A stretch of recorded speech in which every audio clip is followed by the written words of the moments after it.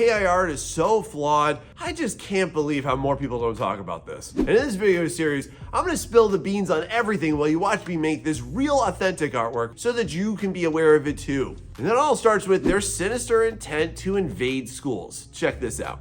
Now, as I start to hear more and more schools and colleges start to implement AI training and AI technologies into it, especially with our programs, I just want to ask you this.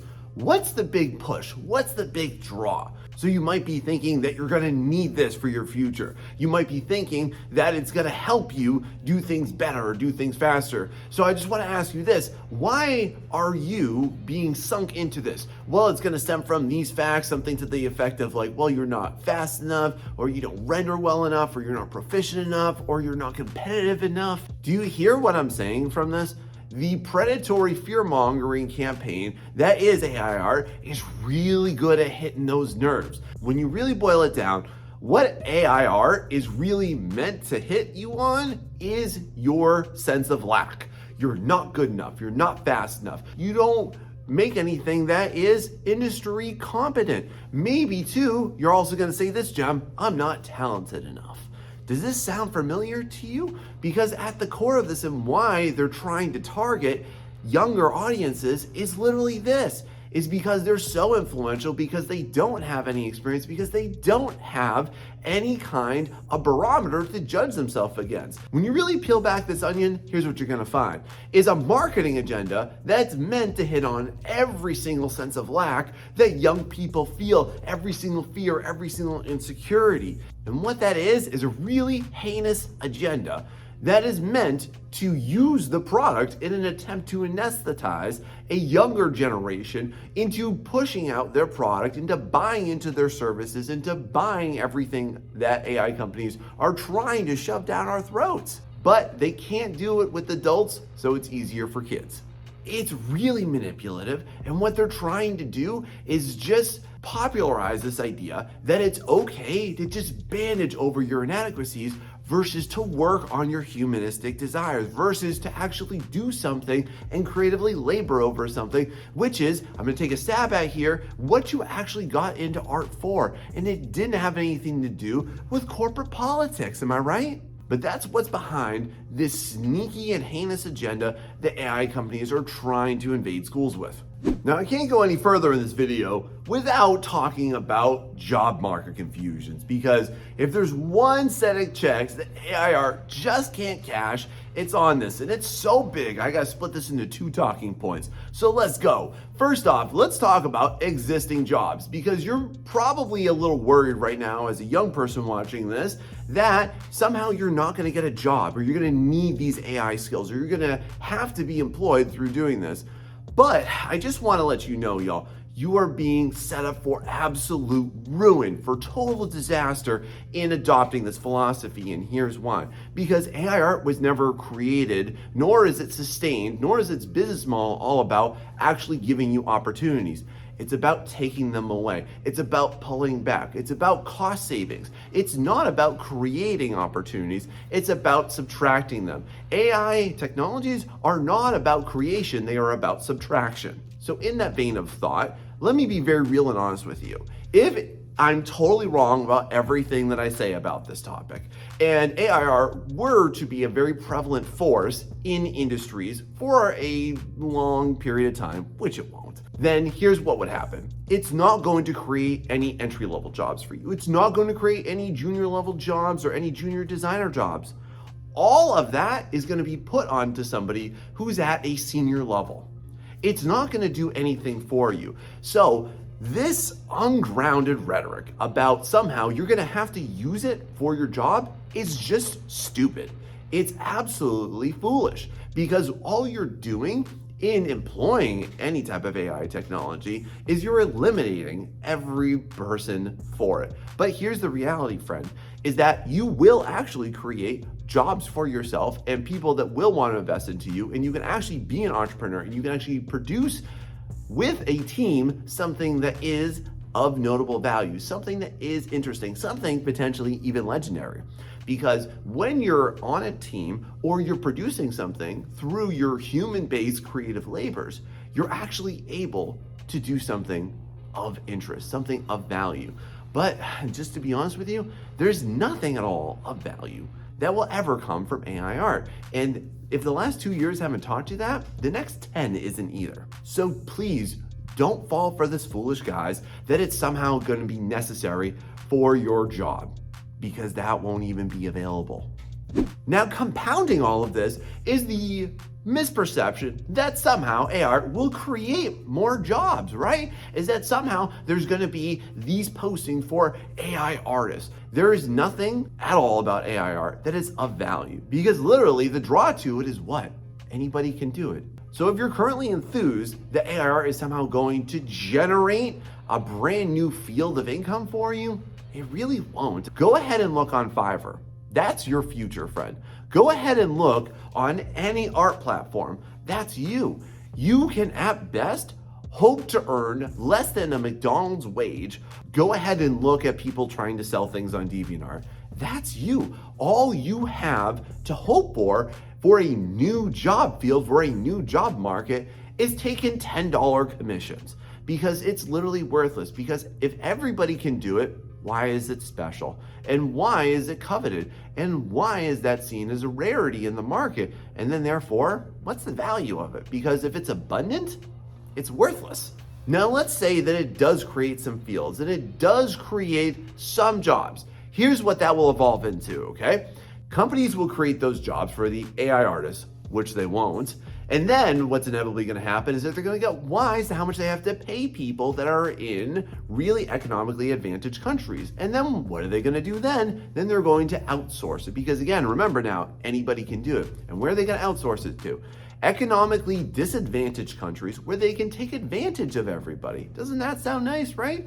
And then what they're going to do is they're going to be disrespectful to those people, and they're going to pay them horrendously low wages, because at the end of it, all AI art will create for a new job sector is going to create the equivalent of the AI art call center, where you just have a whole bunch of people in a room generating crap that nobody really cares about and anybody can do, and you're easily replaceable.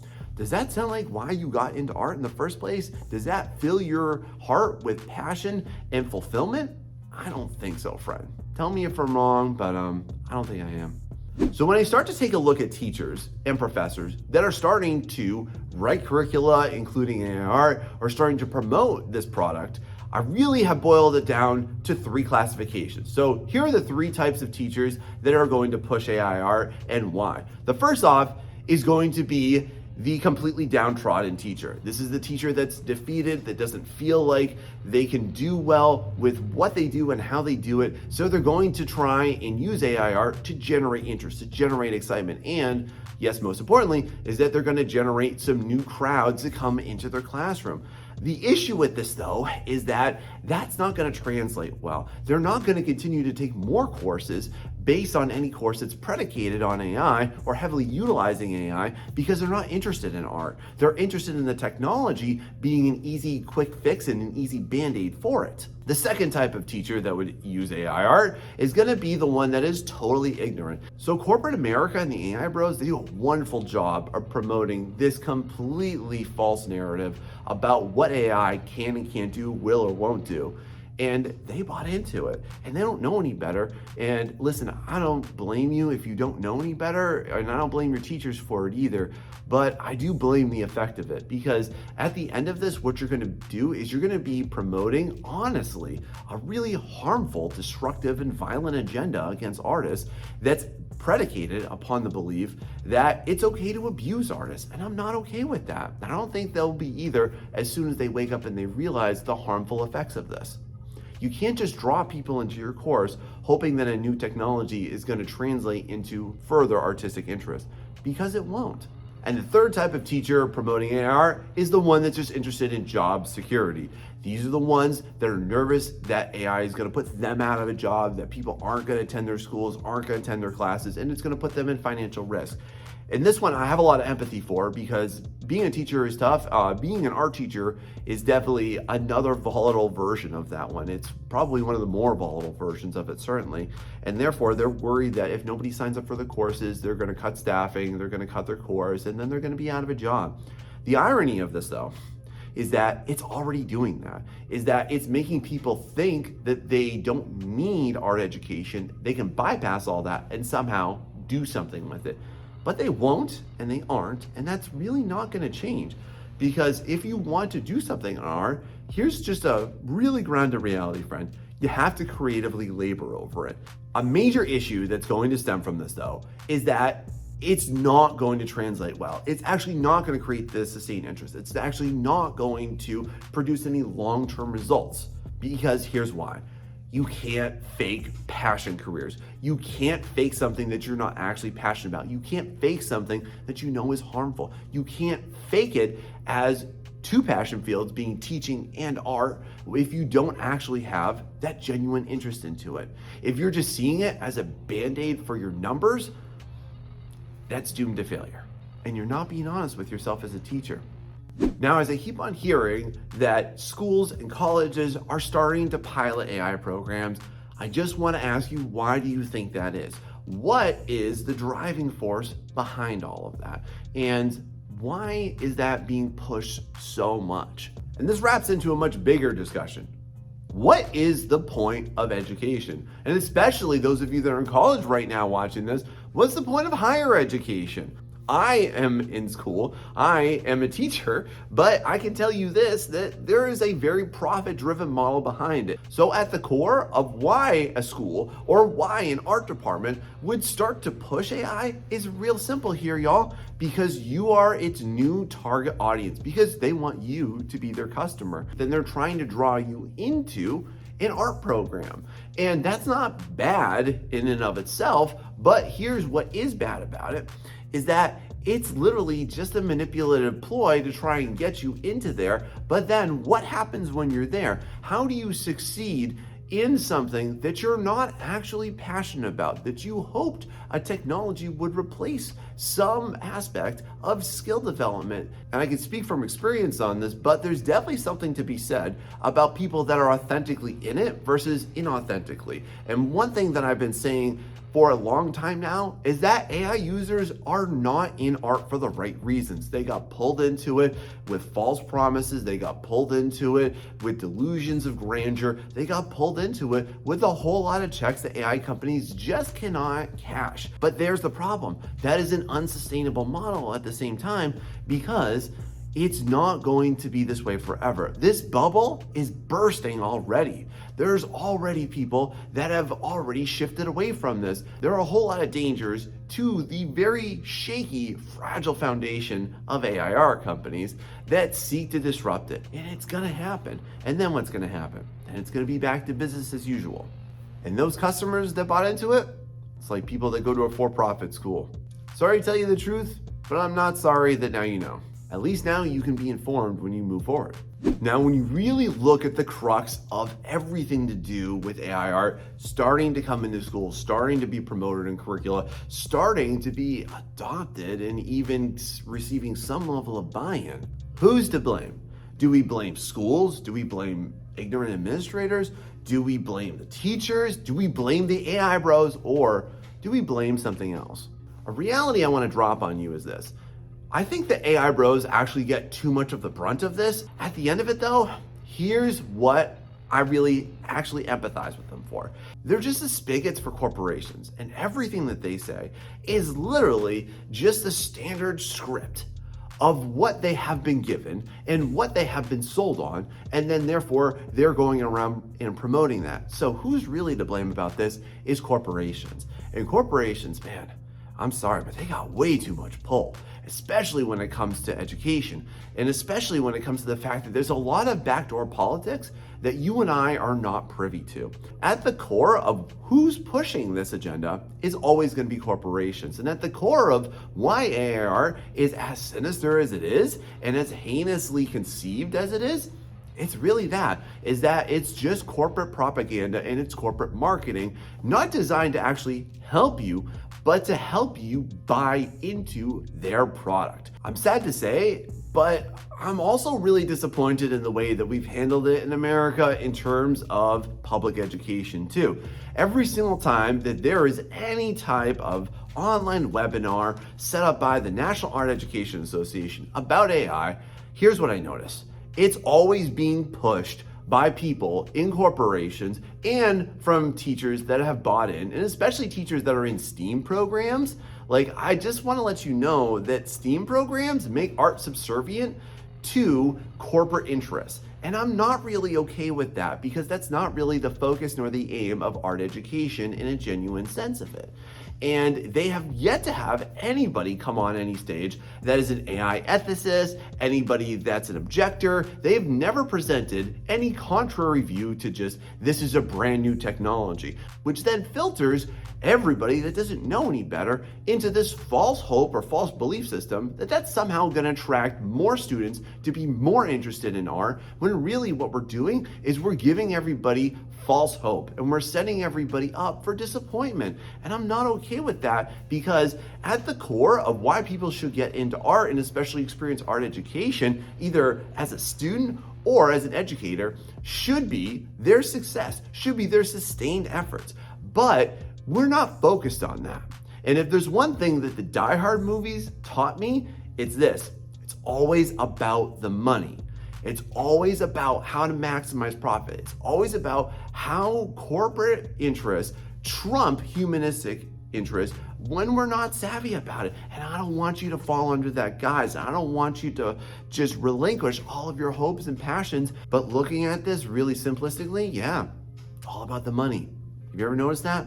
Now, have you noticed that AI is literally the buzzword of 2023 into 2024? Everything in the freaking world is advertising themselves as having AI this and having AI this, or thanks to AI technology, we can do this. Y'all, I wish I was joking about this, but I was literally buying cat food the other day, and one of the bags said, enhanced with AI. What? Like, how? That doesn't make any sense. Right? Like, where do we go? Where do we stop with this? Do we want to say like, oh, our children are enhanced with AI too? This is so stupid. Who came up with this marketing concept? But again, it's a trendy buzzword. So why are schools pushing this? Because it's trendy, because it's buzzworthy, because a lot of people are talking about it, and it's being heavily emphasized, overemphasized, in fact, wouldn't you say? So with that, they're trying to capitalize on that. So what you need to know, though, is unfortunately, this is doomed, because what they're also capitalizing on is the current landscape of complete lawlessness.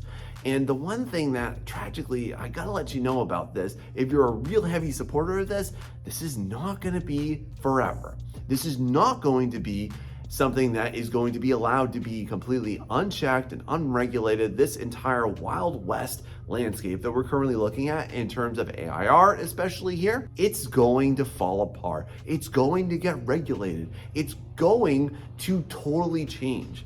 If you haven't noticed, there's literally lawsuits coming out every month against every AI art company, and for good reason. Even AI art companies, did you know that they've even said that what they're doing is currently completely economically and environmentally unsustainable? So if we're emphasizing this trend of integrating AI into everything, including schools and curriculum, just for that, then we're also overlooking the damage it's going to do, don't you think?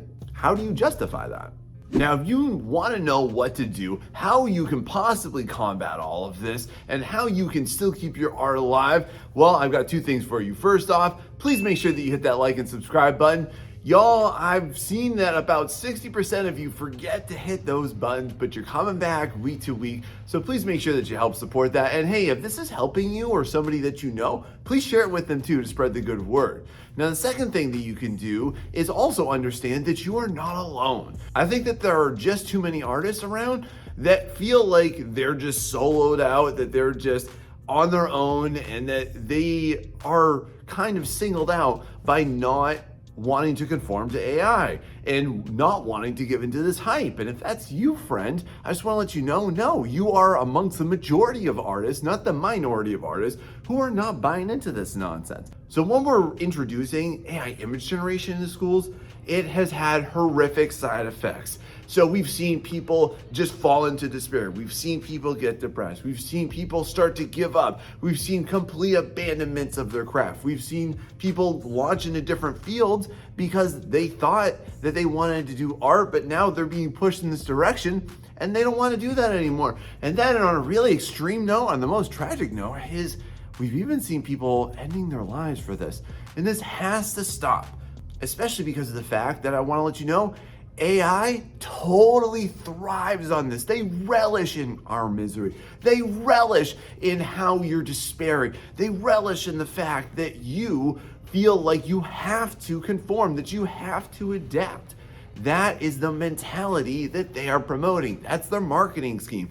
And what they're doing is they're capitalizing on this. And now you might be thinking to yourself, well, look, I'm just gonna ignore this. I'm gonna stay off social media, and eventually this will all just kind of go away. But my friend, I admire you for wanting to take the high road, but I need to let you know this. Artists failed on the high road a long time ago with this topic. And we tried to just stay altruistic and we tried to just stay on our craft. But you know what? AI grew in the shadows of that one because we don't speak up for ourselves, because we're often just really absorbed in what we're doing, and what we're doing matters to us a lot. Like, I'm gonna hope it matters to you too watching this, right? And what this has created is this really toxic space for AI to grow its influence, because there are not enough of us trying to do something about it or saying something about it. We're just acting up about it too. And there are implicit and explicit ways you can do this. So please take my advice here, because as somebody who is a professional in this field, who has been a professional in art education for over a decade, here are some facts and some knowledge about what you can do to change things starting right now so that you don't have to entertain this crap in your schools. Now, have you seen AI bros push this idea that, well, you're learning all these concepts and you're learning all these new theories, and because when you prompt or when you're generating something, you're somehow learning this vocabulary that's going to allow you to be a better artist or to generate better artwork or to upscale where you're currently working at? Well, I need to let you know that all of that, it just doesn't hold any type of water, because all that is promoting is literally the lowest level of learning. If y'all ever look up this theory, real theory in education, it's called Bloom's taxonomy. And what that essentially does is it outlines the levels of learning and what is of most value. And when you take a look at vocabulary, it is boom, bottom of the barrel, worthless. Just because you know something doesn't make you a master of it. Just because you hear something or you know a new word or you know an art movement doesn't at all mean that you actually understand it. And this is a huge fallacy that I see a lot of people pushing online, and I just need to combat that with facts here. That is completely worthless knowledge. What AI really capitalizes on is this idea that your ideas matter. But my friend, I just want to let you know, no, your ideas don't matter that much. As an example of this, there's a lot of really broke people who have a lot of really good ideas. And for you, as a creative, as a true artist, right, you like that craft, you like that labor, because through that, you're actually going to develop your ideas. Through just slamming out as many things as you can, this really shows an immaturity in your creative and imaginative thought process, because through actually laboring over your craft, you're going to come to what are actually your good ideas. Because once you really dive into your creative processes, once you invest into it, here's what you're gonna find. Most of your ideas are not very good ideas. Your first idea is your worst idea is a very common line that we follow in artistic development, and especially in art education. This is something that I tell my students a lot. No, your first idea is gonna be your worst idea, because once you start to work into it, once you have that initial excitement and you start to get through it, and artists, tell me if this is you, have you ever started to work through it and then you come to realize, like, man, this wasn't that great? There's a reason for that, friend. Now, you are not ever going to get better at solely investing into your ideas, because you have to invest into something much more meaningful, and that begins and ends with your artistic labors, because there's absolutely no value in just learning terminology. A great theorist does not make a great practitioner, and it's the same thing, especially with AI image generation. Now, are your teachers or professors, are they pushing you to use AI because of the level of product that it's able to produce? Are you looking at the angle and you're looking at that and you're just feeling like, man, that's just so much better than what I can do right now? Are you looking at what is being posted online from AI users and you're like, man, that render quality, it's so much at a higher level? My friend, what do you suffer from here is you're really taking a look at and you're overemphasizing the product And that's a real thing that I think a lot of younger artists really fall victim to, even before AI. This is not a new thing, but especially with social media, you look online and you look at other people's work and then you compare it against your own and you feel like crap. But here's the thing. The most valuable part of what you're doing as a creative, as a true artist, is not the product. It's not the end goal. Because I do want to ask you that, like, do you value your artwork only at the end, or do you value it throughout? And what that produces is this really destructive mindset where you value the product over the process. And I'm speaking from, yes, an economical standpoint, but I'm also going to speak to you right now as a fellow human, because if you only feel good at the end, you're really undermining everything that you're doing here. At the core of what makes you unique is going to be your process. Through your process, that's how people become invested into you. That's how people like you, because when you're investing into your process, when you're really diving into how you do things, why you do things, those decisions that you make, you're going to make these mistakes. And those mistakes are going to bring character into your artwork. One of the major flaws of AI is it's overly perfected and it's overly crisp. Y'all, let me ask you this. Do you want your artwork to look like everybody else's, where nobody can even tell that you had a hand in it? Or do you want your artwork to look like yours? Do you want somebody to look at you and go, oh, hey, it's that guy, it's that girl's artwork. Oh man, I love that artist. You want them to have that reaction, don't you? How are you going to do that when your number one objective is perfectionism?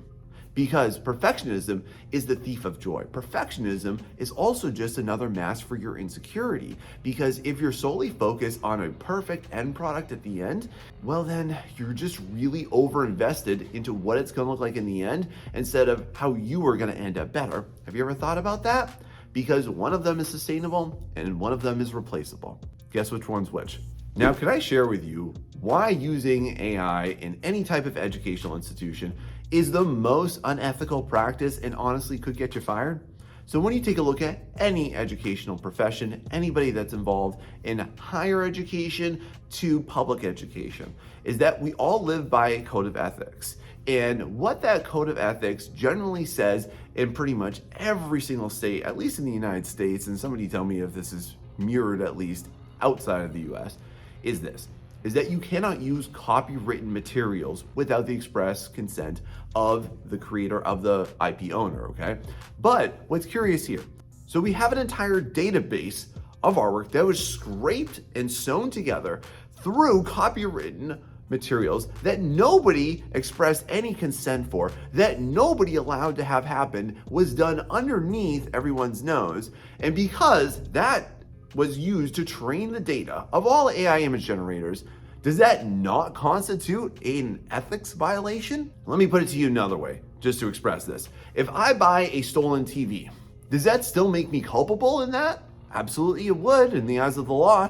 So in the same vein of thought, this is a very clear ethical violation. And what I want to be really clear with you on is that AI bros typically approach this honestly from a sense of entitlement. They feel like they are allowed to do it because it is out there. And if you're going to support AI art, then you're also supporting art theft.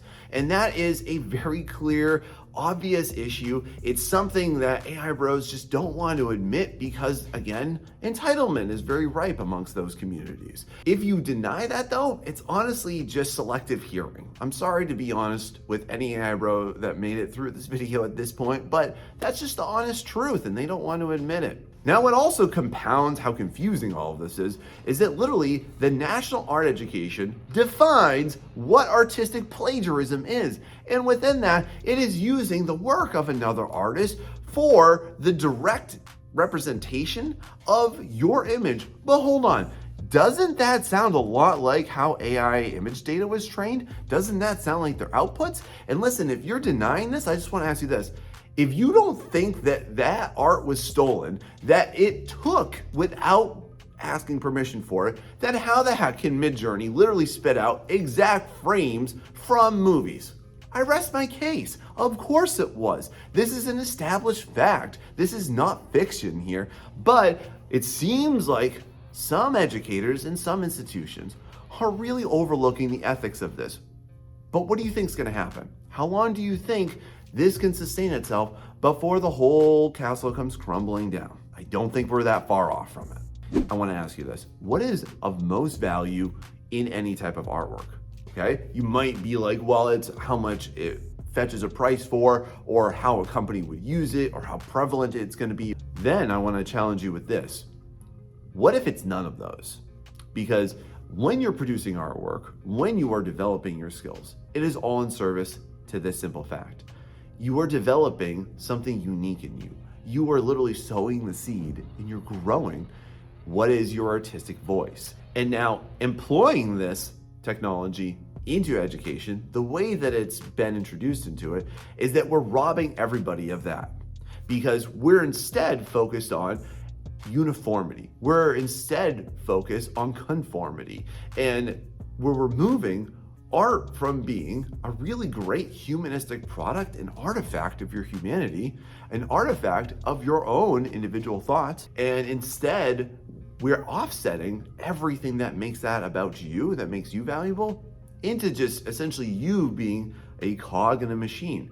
And are art industries a little bit like that? Sure. But also, are there really well-known artists in every single industry? Yes. Do you know why that is? Because they do something unique with it.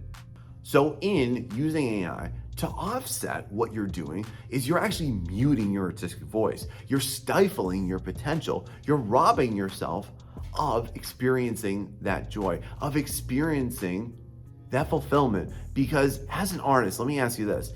Don't you feel great when you're done? Don't you feel great when you take a look at your artwork?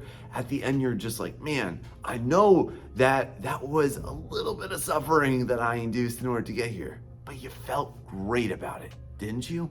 At the end, you feel fulfilled.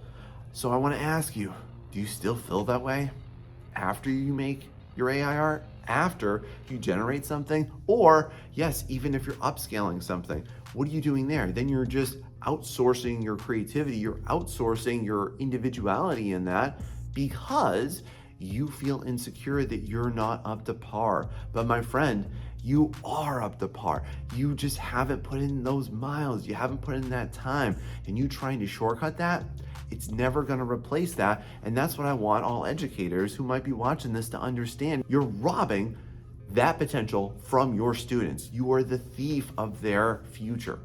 And now AI bros never really seem to have anything to say about this, but I'm gonna use this as an example as to why I can't think how you can ever claim anything utilizing the AI image generator at any capacity is going to be your own. I very often take artwork from my subscribers and I show them how they can improve their artwork, and I show them tips and I show them tricks and I show them how they can get more clients and stuff. And if you like that, again, make sure you like and subscribe because I'm all about that stuff for you. But once I paint over that, is that mine?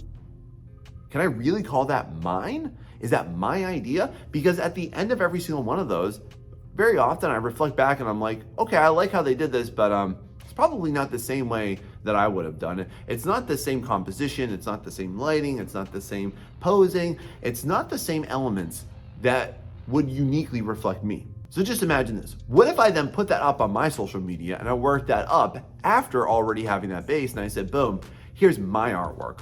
Would that be ethical of me? Should I do that? I would say no, because I would feel wrong doing that, because I took somebody else's work and claimed it as my own. And I think that's morally wrong, don't you? And why is that? It's not my voice, and it's not yours either, is it? Make sure that you let the people that matter know about that. Now let me ask you this. Are you being discouraged by people that are heavily into AI? Do they maybe make fun of your artwork? Do they tell you that your artwork isn't good enough? So let me ask you this on that note. Who is telling you that, and is it worth listening to? Because listen, I want to give you a very hot take here. You need to curate the source of all info, because just to be brutally honest here, if they're an AI bro, if they're your mom, your dad, your uncle, your teacher that doesn't even make art anymore, or they're just there for a paycheck, if they are somebody that is not currently living the art life that you want, if they don't have the art skills that you desire to grow into, then you should not listen to them. Because at the core of all information is this simple fact. Your teacher cannot bring you any greater distance than they have run themselves. And when you start to take a look at everybody that has loads of opinions, what makes them valuable? Why should you listen to somebody who's not doing the thing that you want to do? Why should you listen to somebody who is not able to produce the skill level that you want to inherit? Why should you listen to somebody like that when they can't even do, nor do they live the art life that you aspire to?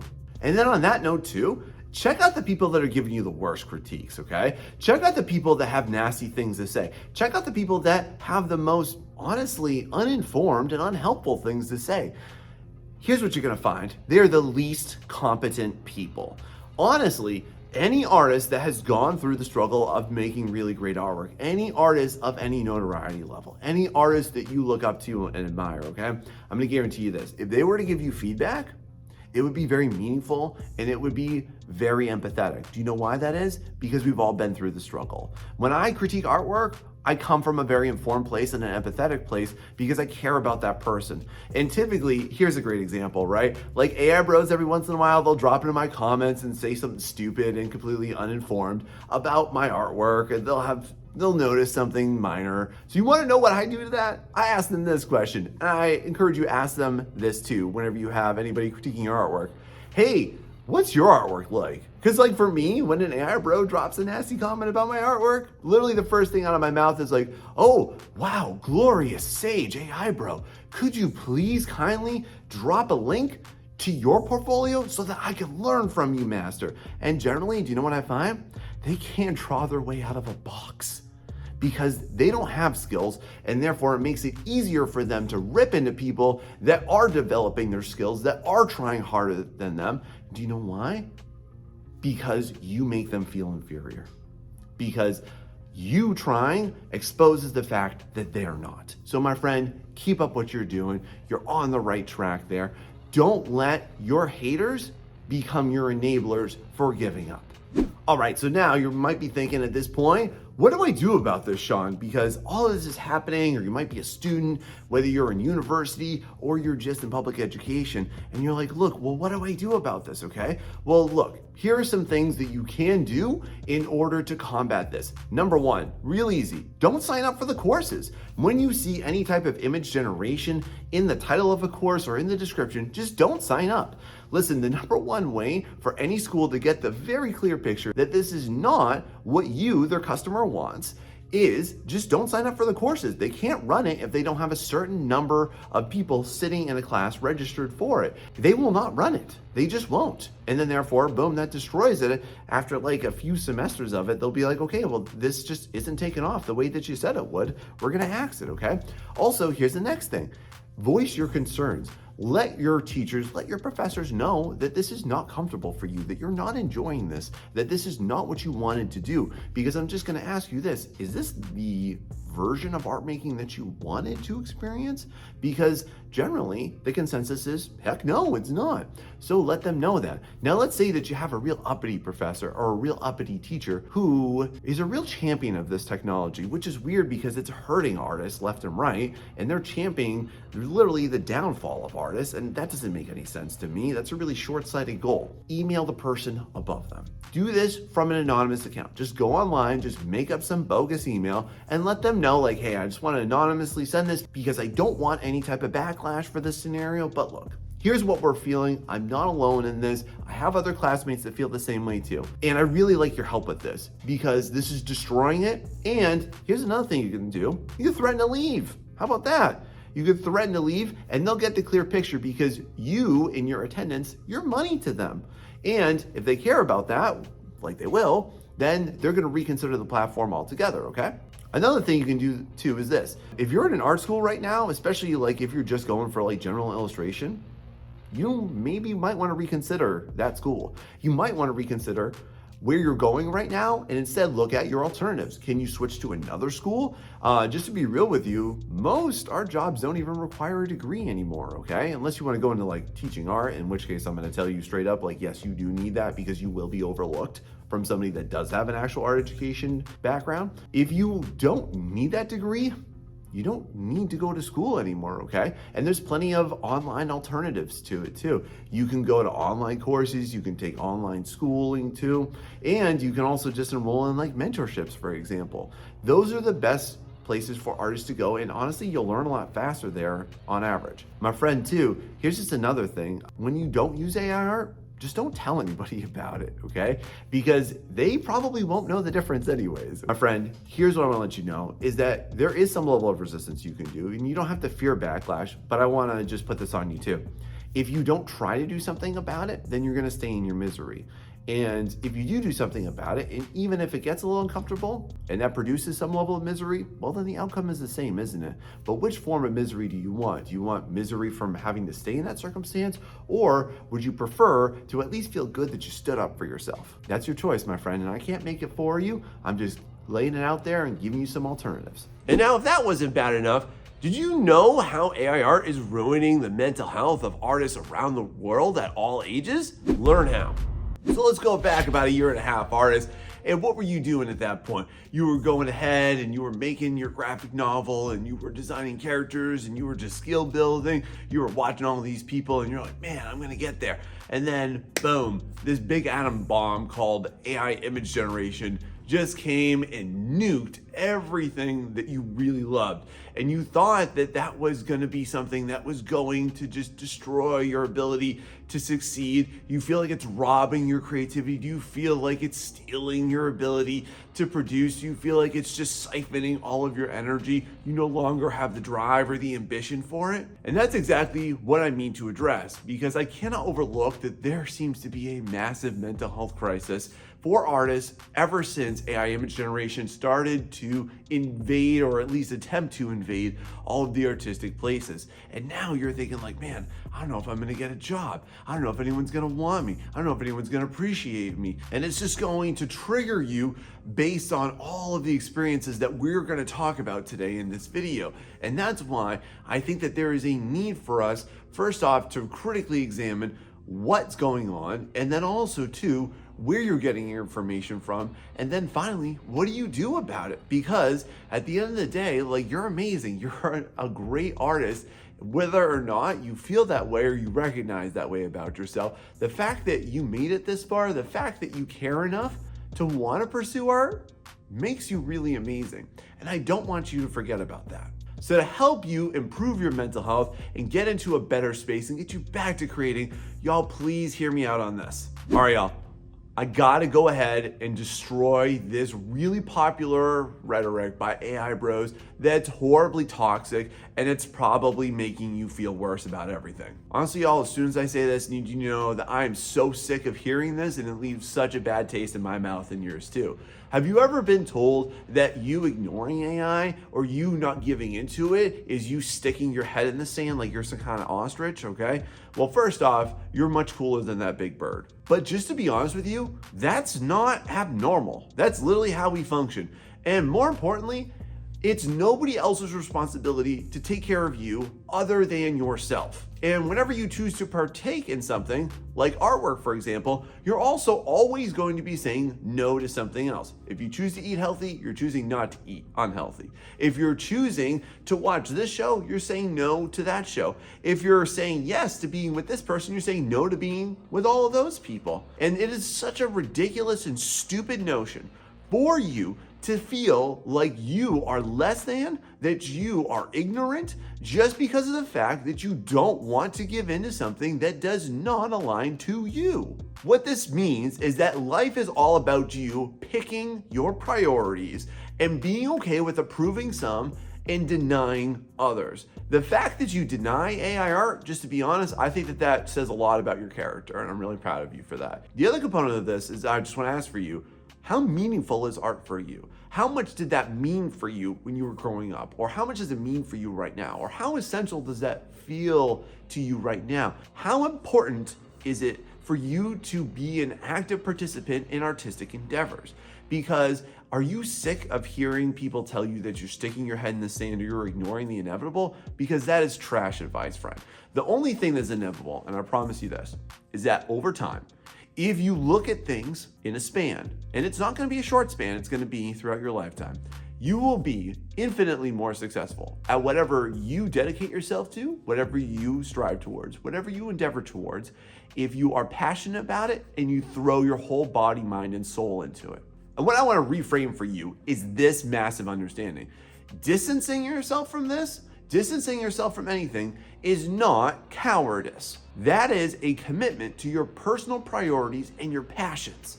Just because AI bros and pro AI art fanatics gave up on their artistic potential long ago, probably haven't even picked up a pencil since middle school when they had to, just because they Frankensteined a whole bunch of different random skills that don't go together.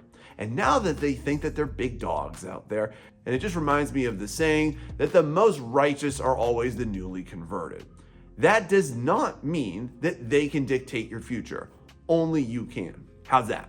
Another thing that would be great for your future is, hey, if you could hit that like and subscribe button, and if this is helping you, my friend, please share this with somebody that you know, because I know a lot of artists are hurting because of this, and I want to be there to help you out. I want to teach you how to do better week to week. And also, this is going to help you big time. Now I want to ask you, how do you like camping? Because currently right now, in the post-AI image generation phase that we're currently going through, where everything's just a complete crap show, there's basically 3 camps of artists, and I'm kind of curious to know where you are on this one. And I'd like to elaborate on it because it's important that you understand the basis for why everybody feels the way that they do. The first camp is the unfortunate pro AI users, okay?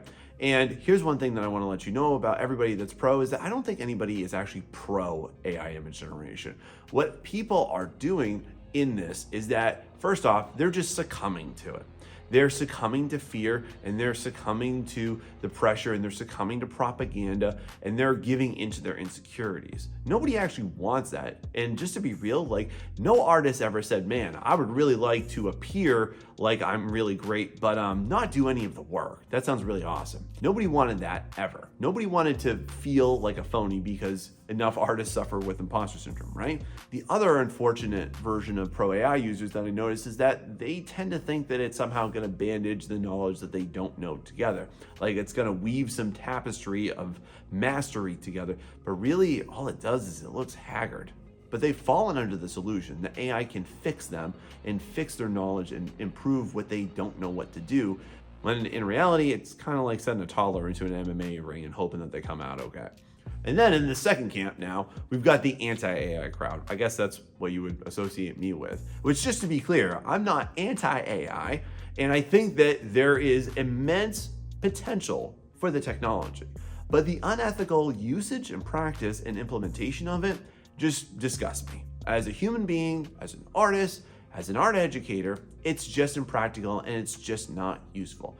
And people that are in the current opposition to what we're currently seeing in the current generation of AI image generation is we are basically just trying to make sure that we sustain creativity, that we encourage people to continue to innovate, because real talk, like, artists aren't going to go anywhere. The whole world has always been based on artists. And if you didn't know this, it's your first form of communication is visual communication. Way before verbal communication, visuals come into play first. That's really important. There's a really necessary reason why you are an artist, why you feel compelled to that, and it connects to your humanity.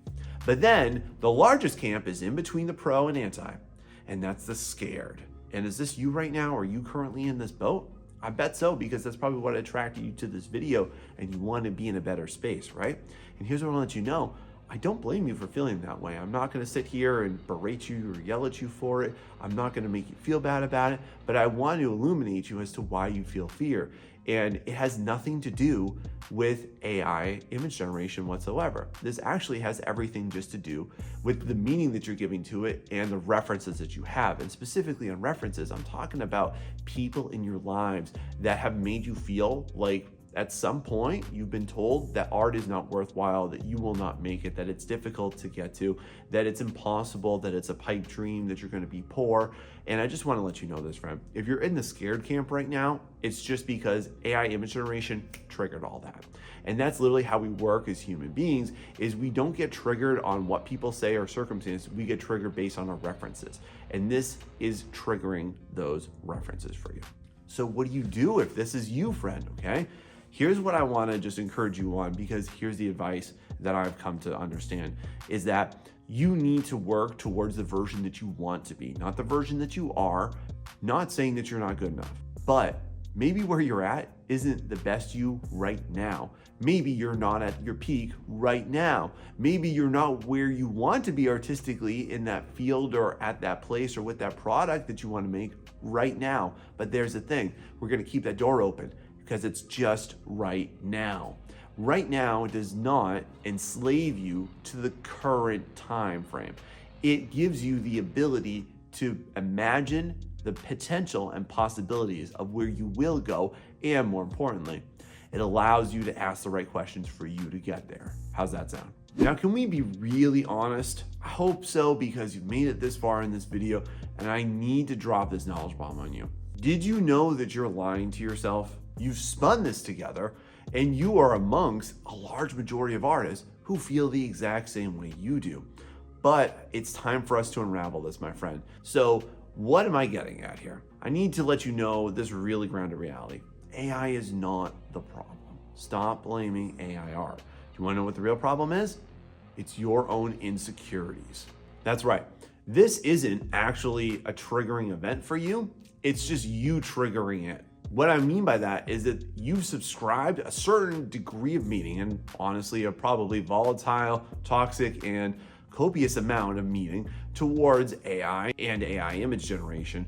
And then therefore, it seems like it's a really big deal to you. It seems like it is something that is an impediment to you. But here's what I want to offer you instead as a counterpoint to that. AI image generation will only have power over you to the degree to which you allow it to. And here's how I want to prove this point to you.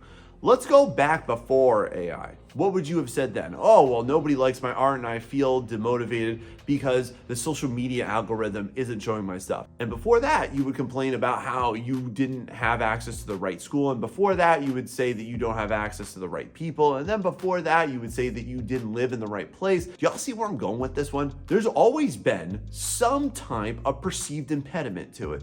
But here's what I want to offer you, friend, instead. The impediment is you. You are the thing that you have to push through. You can't blame any machine. You can't blame any technology. You can't blame any socioeconomic status or lack thereof. You can't blame any education level. You can't blame an algorithm as to why you're not doing what you can in art. One thing I've come to realize throughout my life that I really want to share with you through both experiencing this and being an artist and being an educator of artists is that oftentimes life challenges you to see how much you really want something. And right now, it's challenging you. And you have only two options. You can bend or you can battle. What do you want to do? All right, y'all, let's have some fun here. Let's be time travelers. Let's jump into the time machine and let's go back to 2022. What were you doing then? What projects were you working on? What were your interests? What skills were you developing? What were your passions back then? And then, most importantly, why did you poison your potential a year ago? What am I getting at? Let me kind of land this plane. Are you currently in the boat of right now you're saying something to the effect of like, well, AI is stealing my creativity and it's robbing me of my potential and it's taking away my future? Well, my friend, I want to impart this wisdom to you. And I'm going to explain throughout this video different ways that you can think about this to have a healthier mindset on this and a better perspective.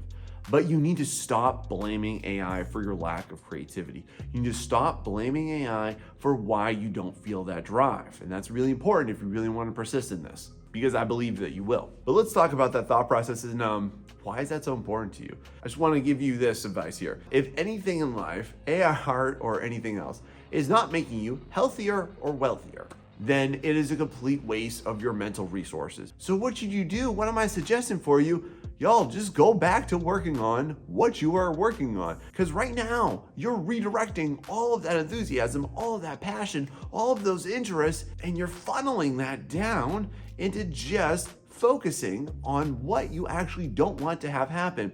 And here's the reality of life, friend. Whatever you focus on becomes your reality. Whatever you focus on becomes your perspective. And going back to it, what were you working on a couple years ago? Pick that back up. What were your ambitions back then? Work like that's still going to be your case. Because one thing that's inevitable, actually inevitable, is that you're going to be more appreciated in the future, and your efforts are going to be more appreciated because there's actual effort there, because there's actually something to appreciate there. And that's what AI bros are never going to have.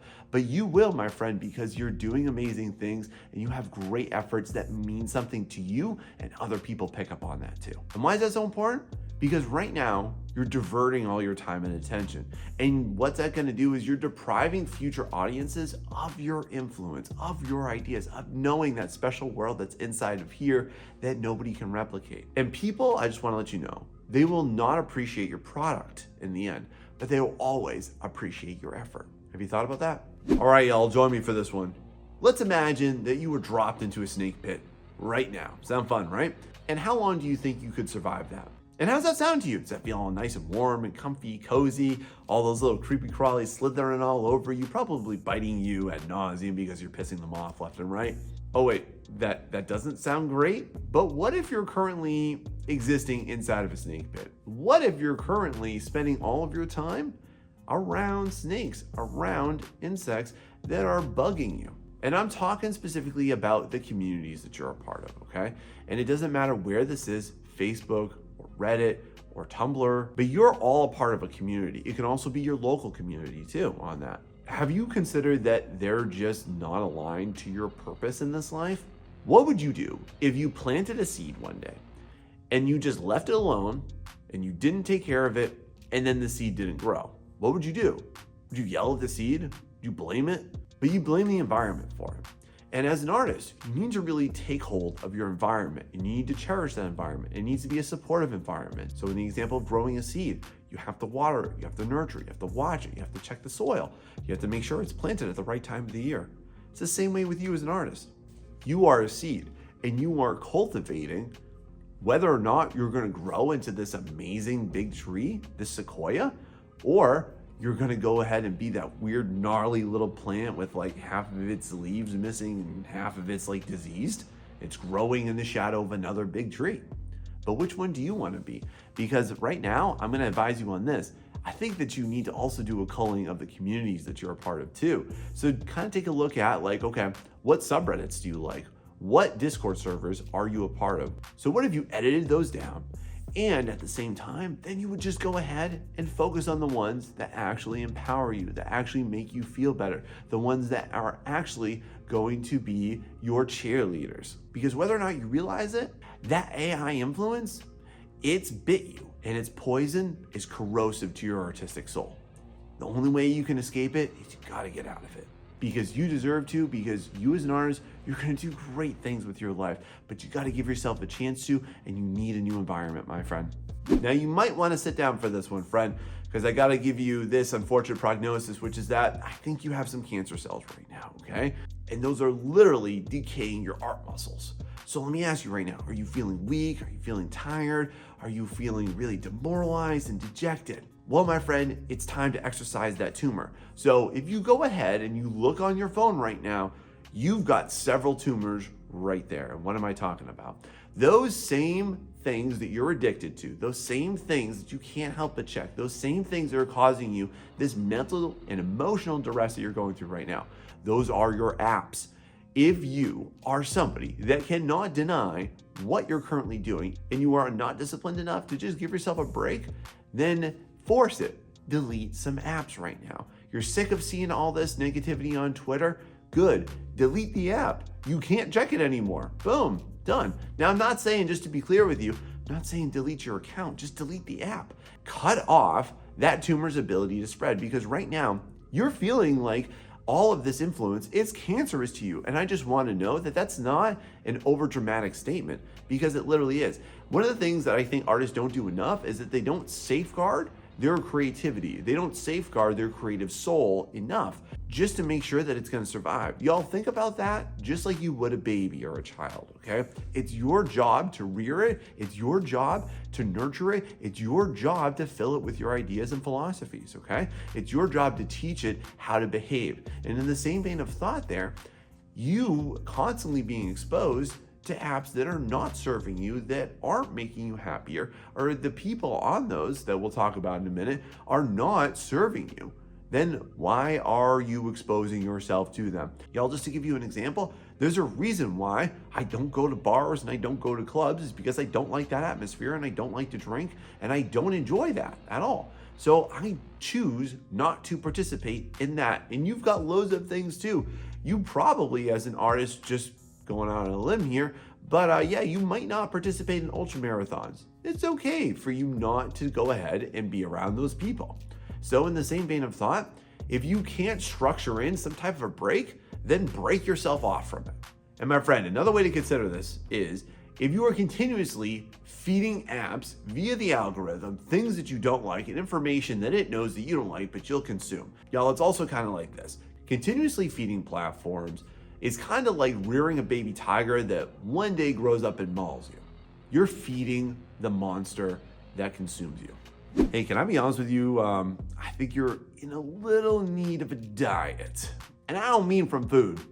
I mean a diet from your poor influences. And when we talk about how to take care of ourselves, we'll talk about our physical well-being, we'll talk about our consumption, we'll talk about that, but we won't talk about our media consumption, we won't talk about our emotional consumption, and we won't talk about our influential consumption. So I'm kind of talking about the people in your life and the people that you maybe follow right now that aren't supporting you. When it comes to social media, here's what I think you should do. I think that you should go ahead and pull up whom you're following and treat your finger here like a knife and start slicing through everybody that's not going to support your philosophy, that's not going to support your endeavors, that's not going to support your mental health. So every single time that you start to see people complain about it, every single time that you see people starting to give in to the pressures of AI, once you see these people who are going to not support your version of creativity, they're not going to support your artistic endeavors, and yes, will not support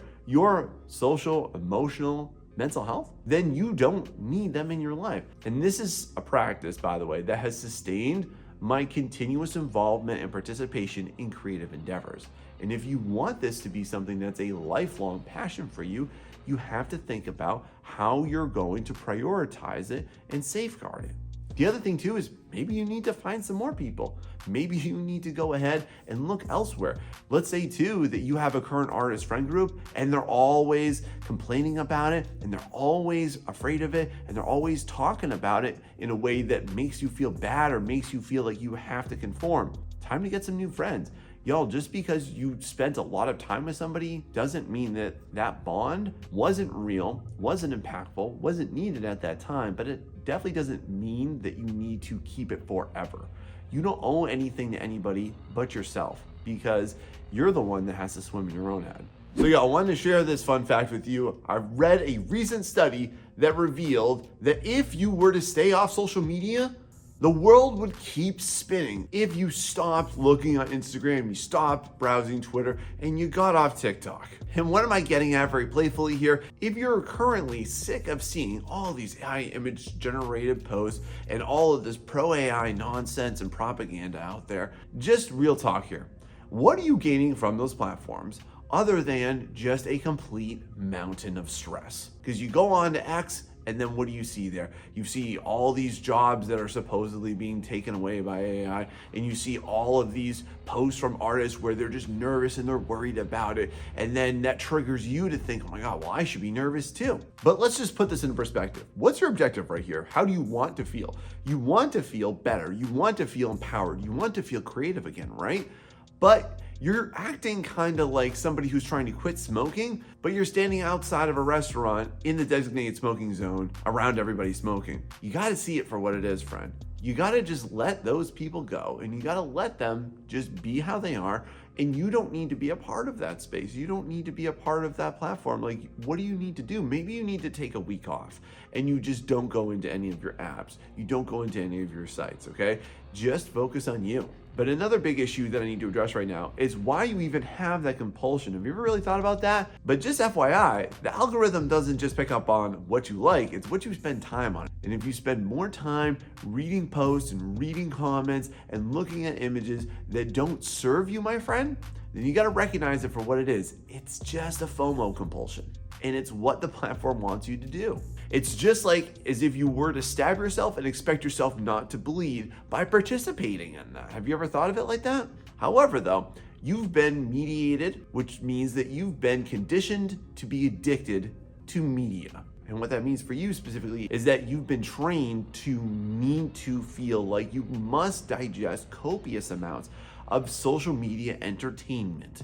Are you aware of that? Because if so, then I think that needs to be your first step right now, aside from my channel. Okay, thanks. All right, now AI art's got you fooled into thinking that it's super popular, but it's really not. And here's what they don't want you to know. So, as you're driving to work every single day, you're driving in a car, you're driving on a road, you're probably listening to something. But look, just because I drive on a road every single day to work doesn't mean that I'm a civil engineer, doesn't mean that I can plan a city. Just because I drive in a car does not make me an electrical nor a mechanical engineer, and therefore give me the right to make any baseless assumptions on how a car should or should not be. Just because I listen to music every single day does not mean that I know the intricacies of what goes into a really great hit song. But however, somehow this exposure level of just everybody's exposed to everything artistic, which basically, by the way, is the entire world is made of art from artists, because people have been exposed to art for extended periods of time throughout their life, somehow gives AI users this wholly ignorant and false assumption that they understand art. And when you look at the pro AI arguments, they'll argue that it's just a new media, supposedly, that it's just another form of artistic expression, that there is no definition of art, and art can be anything, and art is subjective. Y'all, I cannot think of a more stupid statement than trying to make art such an unclear, ambiguous concept. All of these are just riddled with absolute ignorance.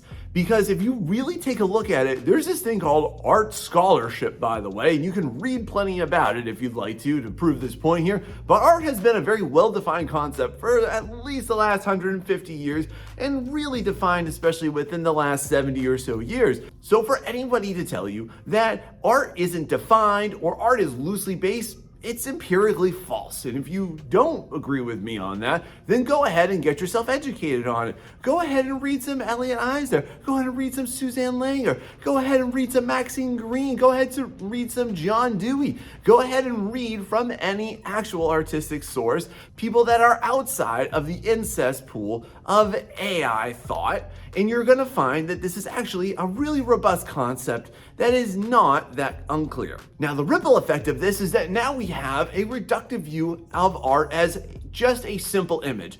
And if you're going to approach it, this just supports my personal thesis that AI art users got into it for the wrong reason. Because if you are solely focused on the end product, then you are neglecting 90% of what art actually is, why it's meaningful, and why people follow and like people that actually do this. And I can conclude this simply because all AI art accounts, they don't even touch the numbers and popularity and the loyal fan base of actual art accounts, like big art accounts. They don't even touch it. No one even knows who these people are, because it's not about the people, it's about the machine behind it that's popular.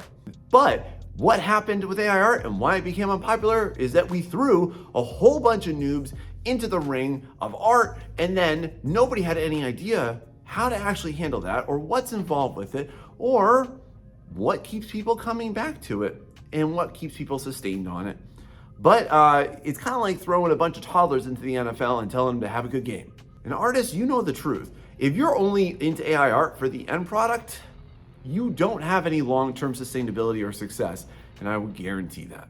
And if you think I'm wrong, please, I invite you, tell me where you heard it down below. Just your exposure to art and your mom's opinion, or your baseless assumption over the fact that the last time you took art was in middle school or elementary school doesn't give you the right to go ahead and redefine what you think art is. Now let me tell you why Sora is going to be a major disruptor for the AI image generating game, and why I think that it's going to be a good thing for artists, but not because it's actually going to be useful. You no doubt have heard by now that OpenAI came out with their new text to video generation. And what is inevitably going to happen now is that every single grifter that hopped onto the AI image generation game is now going to migrate over to AI video. And then they're going to hop over there in hopes of making money, which, to be honest, they're not going to make it there either, because every social media platform in the world is really big and hyped up on video, and that's how people will get more reach. Now, what does that mean for them though? Nothing, because honestly, popularity doesn't really pay well. And especially when we're talking about short form content like TikTok and Instagram, it doesn't really pay anything. And I'm talking from personal experience on that. You're not really gonna go anywhere with that. You're also gonna find that AI generated YouTube accounts are not doing too well, and they're not gonna do it any better anywhere in the near future, because people connect with people, not with machines. Now, why this is definitely also gonna be a great thing for artists is that with all of these AI generated image users now migrating over to AI generated video, is that this is now gonna kick a lot of new hornet nests. So before, when you were just pissing off artists, it was like, oh, haha, poor artist, you're unrepresented. But now we go over to the video area. Now we have some media conglomerates that are probably going to take attention, because this has now shifted from like, oh, well, maybe we can replace the artists on our team, to like, wait a minute, you're telling me we can be replaced? If media conglomerates start to view this as a threat, this is gonna be so bad for AI. What you're gonna find here is that with all of these abandoned AI generated image accounts, is that this is now gonna lead us to be able to have more reach. We're gonna have more authentic engagements. People are going to wanna come back to you and come back to art platforms that were previously oversaturated because of images, because now they're gonna shift into video, and that's gonna be a good thing for us, believe it or not. So let's welcome some new contenders to the fight against AI, and let's also welcome back our audiences. Thanks so much, Sora. Thanks for screwing it up even more. Now, one reason that I think AI got popular at the beginning and was allowed to even get that popular, I really gotta blame on the art influencers here a little bit, and how art influencers did a terrible job at supporting us artists, because I can't help but think about this. As soon as AI came out, what I noticed is that most art influencers, especially here on YouTube, they flip-flop back and forth more often than a waffle maker. And it just didn't do anything good for anybody. So at first, they didn't really understand it, and then they went back and forth with it, and then they either settled into some camps of like, well, I do want to do it because it's for my user base, or I'm afraid to speak out about it because I don't want to lose my viewer base. What that led to was a lot of art YouTubers and a lot of art influencers selling out. And then on the other extreme of it, how many art influencers came out over emotional, overreacting about it? They're crying, they're sobbing, they're angry, and they're pissed off, and they're screaming at cameras. What did that accomplish? All you gave artists permission to do was to sink into dread, was to sink into fear, was to sink into their own insecurities. I just want to ask you this. Why did they do that? How did that help? Because I really do blame a lot of art influencers for allowing AI to get as popular as they did by not speaking out about it sooner. When you're going to adopt the title of any type of influencer, you also have to think about this. Who are you not influencing? Because you have to be okay with that. You have to be okay with just understanding those people aren't gonna like me. But I really do respect some of the big creators that came out from the beginning and said, no way. Carla Ortiz, you're a rock star. When I take a look at people like Mark Brunet, also rock star. When I take a look at Sam Young, rock star. Thank you so much for leading the art community down a positive path back towards authentic creation, back towards what's actually considered authentic creation. And I'm gonna talk to you about that in this video too, about what is and what isn't creativity, by the way, because that needs to be outlined, because that's a major popularity line for why AI art became popular in the first place. But it all started with influencers. I'm sorry, but I think a lot of y'all let us down. All right, I want to give you a hot take right now that AI art also popularized, which is this idea that your ideas matter. But I just want to challenge that. Actually, your ideas are completely worthless. And here's what I mean by that, is that you're gonna find a lot of really broke people with a lot of really great ideas. So what's the difference here? When you take a look at one of the main stances of AI, which is that you can bring all of your ideas to life and you can unleash everything upon the world that you've ever had, and anything that's been locked inside your head can now come out onto some type of digital image. I just wanna ask you this, why is that a good thing? Why do you think that your idea is worth that? Why do you think that your idea is actually going to be valuable? Because here's the reality of it, is that when you take an idea and you don't actually put thought and effort into it, and you don't labor over that craft, and you don't have the experience of refining all of that, what you have is a really dud idea. People see it as low effort, interpreted as low value. And that's honestly why I need to let you know, as an artist, you got nothing to worry about on this front. Here it is at the end of the day. If you don't actually sit there and refine and grind out what your ideas are, and you refine it and you make the mistakes and you make the revisions and then you labor over it, you're actually gonna come up with a good idea. Ideas are not ever perfect the first time, but most people, especially people that don't have a business, don't have any type of success with any type of endeavor, they're gonna be the ones saying that they have great ideas at the outset, but then in fact, they just don't understand that most people's ideas totally suck in the beginning, and then they become legendary through years and years of efforts and lots of labor, and basically they're refining it and they're sharpening it like a sword. Be like that, y'all. Understand that, artists, that your ideas, because you're actually laboring towards them, make them more valuable, make them more attractive, and that also make people want to get to know you for it and support you for it, just like I do for you.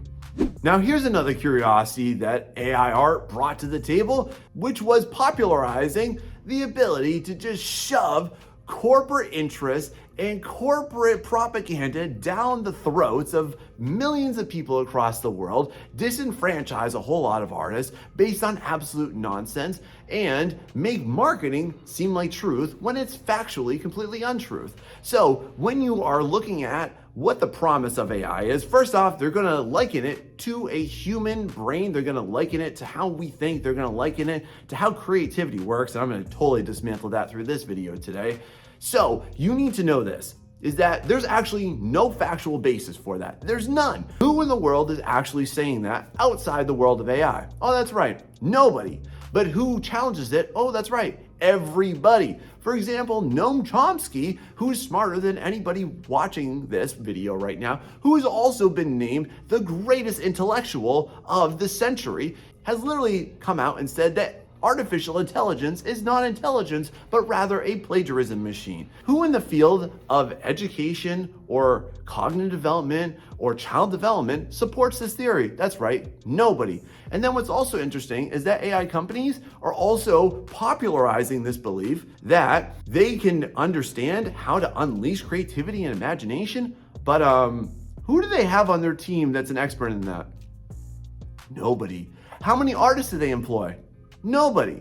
So wait a minute, you're telling me that you basically are making baseless claims about an entire career, an entire skill set that you actually know nothing about? So why in the world are we submitting to the baseless marketing campaign of every single AI company? Why do they do this? Because it sounds attractive, because it makes it sound comfortable, because it distracts away from what corporations developing AI artwork and AI image generators are actually doing, which is that they're stealing, which is that they're harming, which is that they're dehumanizing what is innately an only human process. No other species in the entire world on planet Earth is capable of creating art and having a meaningful experience. But they're gonna make you think that you can. But there's actually no supportive evidence in favor of that. None. Meanwhile, there are artistic scholars. Meanwhile, there are people in learning and development. Meanwhile, there's plenty of research that supports the theory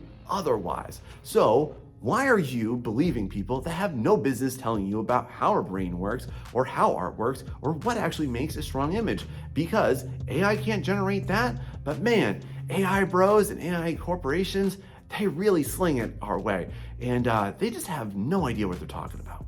You ever notice that? But they popularized it, and they popularized the spread of misinformation. Great job lying to billions of people. But we know better, and more people are gonna wake up to it. Now, amidst this whole so-called AI revolution, I just wanna ask you this. Who's getting the credit for everything? When we take a look at anything that is AI generated, be it voice, be it video, be it images, who is really the rock star here? Who is actually getting all of the kudos, all of the praise? Because it's not the users, y'all. Even if you're looking online at AI user accounts, they're not the ones who really get the praise. It's the machine. And now this begs the question of, is AI art just a tool? Well, let me ask you this. if you're not getting the praise and you don't have the credits and you don't have the ownerships, is it the tool or are you the tool for it? Because humans are the tool and the actual creator would be the machine because it can operate without you and it gets better without you. You're not actually helping it at all. It's helping itself. It's learning from itself. Isn't that the whole premise of AI machine learning, by the way? Is that it can learn on its own? And then this leads to this nasty topic, which is ownerships. Who owns everything right there? Because it's not you, it's Stability, or it's Midjourney, or it's whatever company you're gonna look at for this one.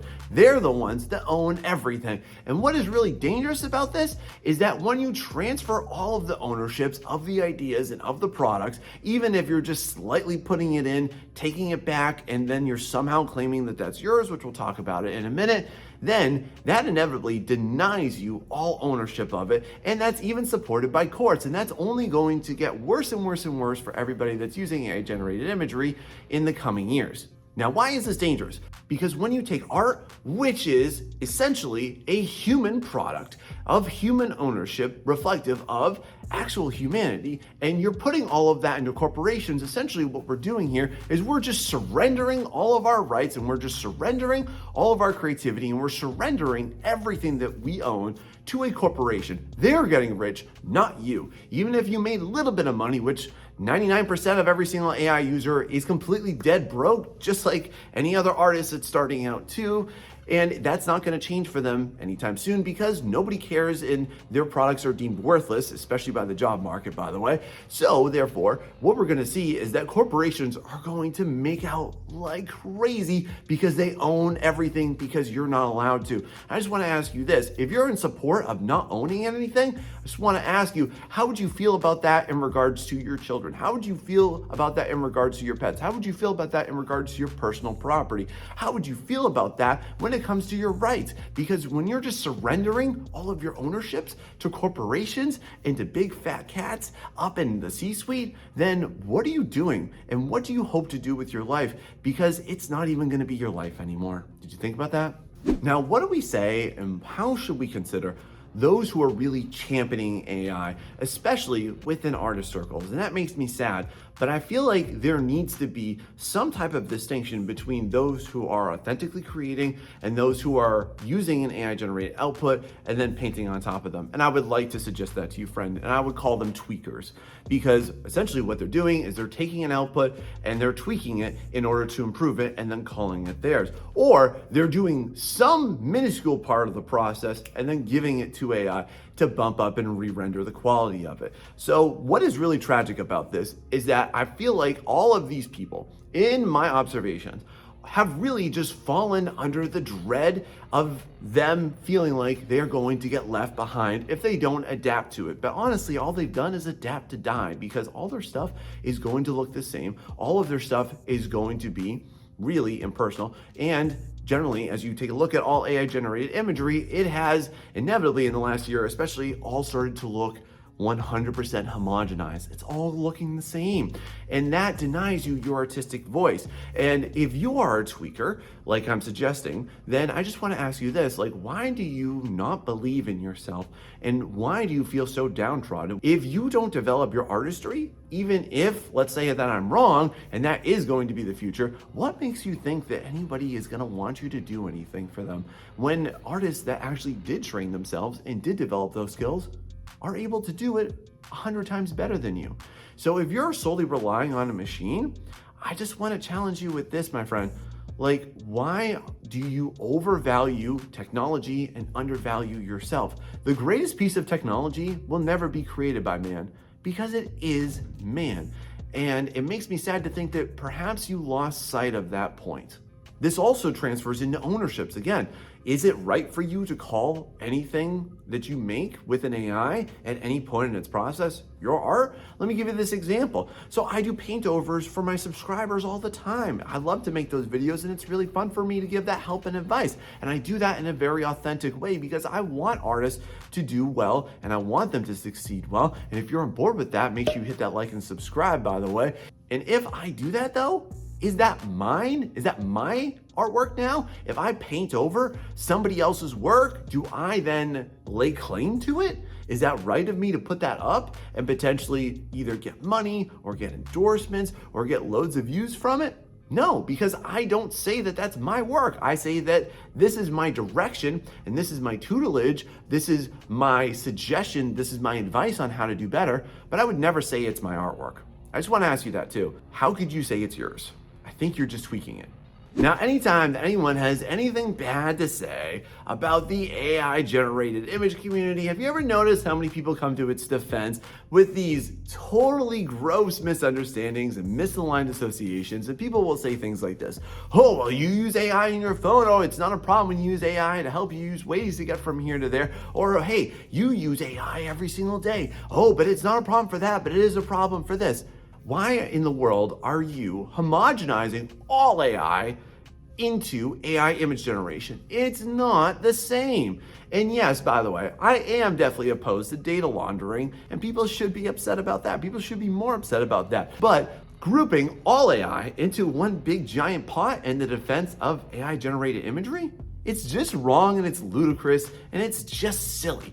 AI as a whole could be fantastic for humanity, but that's if it's tempered. That's if we rein it in a little bit. That's if we keep controls on it, because we never want to violate humanity by supposedly using it to champion us by replacing us. Why would we want to do that? Where's the joy in your life going to be if everything is just computer made? If everything is going to just be some type of product from a machine that has no idea what humans actually like? Y'all, we are dangerously close to basically living the life of WALL-E, where we're just 600-pound people floating in space, all tended to completely by AI, and we only live simulated experiences. No, that is not the future that I look forward to. That is not the future that I want, and that's also not the future that you want, and especially not for your kids either, is it? Now, I gotta ask you a big question, artist. Are you just hoping AI will go away? Are you just sticking your head in the sand? Are you avoiding it? Or how about this too? Do you just get annoyed every single time somebody talks about AI? Or you get annoyed when you see a video, or you see a post about AI and it just enrages you? And I get where artists are coming from, is that we're trying to take the high road here, aren't we? We're trying to take the high road and just say like, hey, look, I'm just gonna keep creating. And we've been told this, creators keep creating. But here's the thing, that's not enough. What we are currently engaged in is sort of a digital Cold War. And when I take a look at this, you can liken it to a lot of socially unjust times in life. Like, imagine if during the civil rights movement, people were like, racism is wrong. Maybe it's not. It just is what it is. We're just gonna accept it for how it is. But that isn't how it happened, now is it? So this is the same thing, y'all. I just need to let you know that taking the high road has failed. You've fallen off the cliff. Artists fell off the cliff a long time ago. And that is not gonna be how we succeed nor how we survive through the current onslaught of AI generated push and hype, which all of this, it's a lot of hype. Like literally within a year and a half, we've completely shifted from all the hype being about images to now being about videos, and that's only going to worsen. And then there's going to be something else that comes out, and then everyone's just going to have an AI generated girlfriend, and so on and so forth, and it's just going to get sillier and sillier. The thing that I want to just let all artists know though is that we can't ignore this, because if we solely focus on just being hermits and being silent, this will invite oppression into us. And I get it if you're annoyed with this, I get it if you're sick of hearing about this, but more than that, I wanna move you to action. The only way that we can oppose any type of oppression is by being vocal about it. And you can do this explicitly or implicitly, but regardless, y'all, let's support each other and let's support sustained human efforts, because it does matter and it does make for a better future. Now, when we take a look at all of the AI users and why they say that they cannot create great imagery, what do you think that the number one excuse that they have is? Not having enough money, not having enough time, or this gem, not having enough talent. Have you ever heard about that? A lot of AI users say, well, I just don't have the talent, or I wasn't born with the talent, or I'm not blessed with this talent. But that's a big issue. Artists, there's no such thing as talent. And if you definitely disagree with me on this full-heartedly, I just want to ask you this. Prove it. How do you test for it? If your proof of talent is in your observation of it, that's not proof. Like, that's a decent subjective experience. Like, that's real for you, but it's not really real. And there's a whole slew of actual scholarship, actual authorities that are going to support this too. Because when you really boil down what talent is, it's really just a set of boring, ordinary, sustained efforts and really attainable traits that anybody can attain. It's not such a big, impermeable concept. It's actually a completely human construct. And what we've done with talent is we mythologized it into this great big omnipresent force in our lives, and it just is a form of self-oppression. There's actually no such thing as talent, and that's actually the focus of my dissertation, by the way, that I'm currently writing, is on why talent doesn't exist and how you can deconstruct it. But I noticed that this is really rampant amongst the AI image generation community, where they just feel like they're talentless. But just to be honest, when you say that you have no talent, it becomes a self-fulfilling prophecy. So if you're living under the rock and the shell and the veil of what we call talent, you're just making an excuse. Now, at the core of why AI image generation even became popular was this concept that you were going to unlock your creativity. You're going to unleash that thing upon the world, that you're going to have better access to it, right? But what is creativity and what does that mean for you? And let me just ask you, if you dispute anything I'm going to say about this, what's your proof in it? Because when you actually boil down what creativity is, it's not the end goal. It is every step along the way. It is every minor decision, not major decision, that you are making. It is every single piece of humanity that you pour into your piece. It is an essential component of your process. It is how you make decisions along every step of your journey, my friend. And when you take a look at how you can potentially outsource that, then you're also outsourcing creativity, and therefore you're denying your own creativity. And this is where a lot of people will say, like, well, I just don't have an imagination. And I just want to call that out. You're right, you don't, because you're not investing into it, or you're not investing into it the right way. So at the core of this, what we have to understand is that creativity is not a product. Creativity is the labor. It is the efforts. It is the sustained efforts that arrive you at that product. People actually don't care that much about the product whatsoever, like we covered earlier. What people care about is the minutia of detail put into it up into that product. They care about the flaws. And what AI seeks to do is destroy that. It actually completely annihilates your creativity. I can put this another way for you too. Whenever I do paint overs on my channel for my subscribers, I take a look at those artworks and I maybe think this sometimes, like, if I were to liken that to an AI generated image that I was given and then asked to paint over, I look at it the same way, like, that's not the way I would have started. That's not the way I would have painted it. That's not the minutia of decisions I would have made for it. So all that leads me to say, it's just not the same. And that's not creativity, that's just production. And they're not the same. You are not a tuna canning factory, and don't look at your artwork like that either, friend.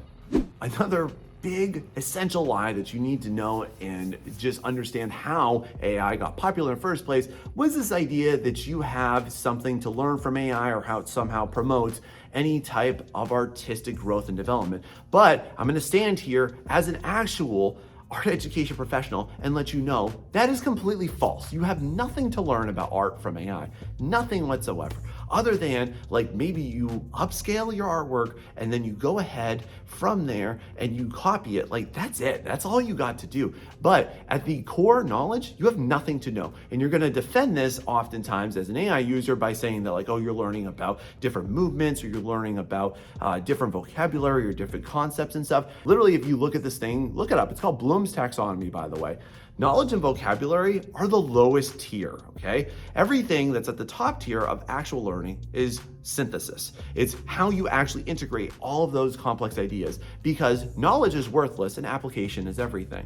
There will be nothing and no place for AI in an actual art education setting for those of us that actually do want to learn. So if you're still falling under this illusion that you are learning through AI, really all you're doing is you're offsetting that because maybe you're confused or maybe you just don't know where to start, and in which case there's a plethora of great places for you to go in this contemporary day and age, and I guarantee you can find it. You can start with me too if you like, but there's loads of other great channels. Go check them out. And if you've been feeling totally hopeless about this topic, did you know that it's totally possible for AI art to completely shut down under the right conditions? Here's what they are. All right, so just to kick the hornet's nest early in this, why are most AI users in AI art? Why are people saying that they want to get into this? But I'm just going to be honest with you. It's not for authentic creation. It's not for the authentic joy of creativity. In fact, I would say that they completely lack interest in authentic creativity altogether. And instead, there's a much bigger force at play, a much larger driving force that's causing people to want to drift towards AI art. And if you check Fiverr, I think that it's pretty obvious as to what that is this intense grift culture. And every single user that is involved in AI art that's really a strong supporter of it is not in it because they want to be an artist, because they want to be a creative, because they're actually unleashing their dreams. It's always because of money. There is not a single person who is such a fervent user and supporter of AI art technology who is not in it for their own financial benefits. Like literally every single person who supports it always has the same exact reasons. Well, I want to build a business. Well, I want to sell a product. And then too, like ironically, are all these people that are into Dungeons and Dragons, which is ironically one of the most artistically supportive communities. And even they're saying, well, like, I just do it for my D&D campaign. So there right there proves my point. All you're doing is you're trying to save money. And all you're trying to do is not spend money. That's the heart of the grift culture surrounding AI art users. Because what you're gonna find is that by using AI image generation technology is that you're paying a premium and getting crumbs. You were promised a feast and you're not even getting table scraps from it versus what companies are making from it who actually make that tech. And even if you're an artist watching this right now and you're thinking to yourself like, well, look at all of these people who are making so much money. Okay, who? Because all the people that were making money from it were already making money before this. And it wasn't even in art. But then as soon as AI image generation tech came along, all they did was they shifted their grift from one focus to another pretty seamlessly. They already had a following, they already had a customer base, they had a user base, and then they just shifted it into this new product. But for the average AI art user, go ahead and look on Fiverr, and that is going to be their future. $15 commissions. But for the rest of them, they're going to wise up. Like once they learn the harsh reality, which is that it's an unsupportive community, people are just trying to grift off each other so that they can grift their own business from it, and they're trying to not support each other in order to foster authentic interest and foster authentic support of them. No, all they're trying to do is learn from one another so that their grift can be stronger than somebody else's. And it's something I've been noticing since the outset of this tech. But hey, those $15 commissions, you earned it. In using this tech, all the users are going to learn is that there's absolutely no upward trajectory for any type of actual sustainable income from it. Just being honest. Now let's shift gears from this being a personal endeavor to a corporate endeavor. And let me just ask you this. What is the most valuable asset to any business? Is it their customer base? No. Is it their market? What is it that really sets one business apart, allows one business to skyrocket from another? Well, the real answer there is a brand. When you have a unique, authentic, and personal brand, you are able to propel yourself either as an individual, as a team, or as a business. The issue there with AI image generation usage is that there's absolutely no differentiation. Like when you look out across the landscape about what everybody is doing with AI image generation, you gotta admit, it's all the same, because that's literally what the data was trained on in order to do, is to present you with the best, most popular, trendiest, samey looking crap sandwich that everybody else is trying to do. What does that do for a business and how could that potentially serve them? So if you take a look at any company that really honors their brand, that really wants to stand out from one versus the other, and they look across all of them, let's say that all of the big game companies all just jump headfirst into this, right? And then all their games look the same, and all the characters look the same, and all the locales look the same, then what's gonna attract anybody to wanna play any of their crap? everybody's gonna then shift to the ones that aren't using AI tech, and the ones that look different, and the ones that look authentic, and the ones that look unique. And the only people that can do that are artists. The only thing that can do that are teams.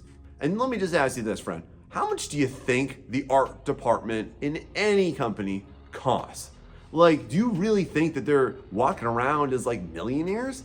No way. So for you that are coming to AI art because you think it's going to allow you to be the next McDonald's of artistic and image production, let me just tell you this. This is a common misperception because cutting costs doesn't net you profits. Teams make you profits. Brands make you profits.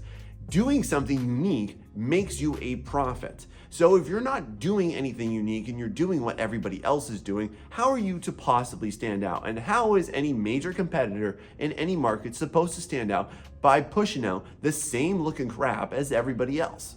Now, are companies going to use this? Yeah, sure. Are some of them doing it? Sure. I've seen a lot of online games, a lot of app games that all look the same, and they have the same crappy AI images that have the same dumb image flaws as every single one of them that came before that. Go ahead and scroll through Instagram. You'll know what I'm talking about. But here's what I want to challenge you with if you're like, well, all these companies are doing it. No, friend, some companies are going to do it, but they're also the companies with abusive corporate cultures that are super toxic. So as an artist, like, do you really want to be a part of that? Because just to be honest, that sounds like it would kill my artistic soul. How about you? Now this next one's going to come as a surprise, but this year is definitely going to kick some very angry hornet nests. And I want to tell you why I think this might be one of the last years of this Wild West landscape of AI image corporation domination. Because when you look at things right now, I just want to ask you, in this current year that I'm recording this and I'm pushing this out to you lovely people here, what happens every 4 years in the United States? Well, of course, you might know, this is presidential election season. And what happens around presidential election season every single time, before, during, and after, is we get an insane amount of propaganda surfacing from every corner of the web. We see an insane amount of fake news and deep fakes and photos and videos that were altered and tampered with. But now what? What is the next version of this going to look like this year when we elect a new president, and in the next 4 years too when we elect that next president? And what type of egregious, horrendous images and videos are going to come out? Just think about that. And just think about this. Like, as that's going to come up, I'm just going to say, please, artists, please encourage the AI users to just abuse the crap out of that technology to do it. Because in doing that, they're gonna put some serious nails in their coffins, and it's gonna be an awesome crap show to watch. Like, let's put this into another context. What horrific, egregious issues has AI art already been able to create? Very questionable photos and videos of children, the ability to undress girls, and create really explicit images of teachers and other politicians. Now, let's put that out on a completely national and potentially even global level. What other horrific outcomes are going to come about as more and more people try and use this tech in order to slander or bolster certain people that they favor or disfavor? Now, what's going to happen from all that? I mean, can't you just see this coming here? Because it's definitely going to happen, but it's definitely going to piss off enough politicians that all of their focus is going to swing right to those companies. Like, honestly, I cannot imagine a potential future in which case any type of major political pressure doesn't develop from the abusive utilization of this technology. But I'm just gonna be honest with you, I'm gonna be sitting back, eating some popcorn, watching the show as it all goes down. And I hope you'll join me. Now, riding the train to my last point, let me ask you this. What brings down a house of cards faster than a souped up leaf blower? Legality. So what is going to happen eventually when AI image generation companies piss off enough people, when they slander enough people, when they start to take a look at what is actually going on deep inside of all of their tech and all of their training data? And the current landscape is only promoting one thing. It's the capitalization of artists through an abuse of rights, of ethics, and of morality.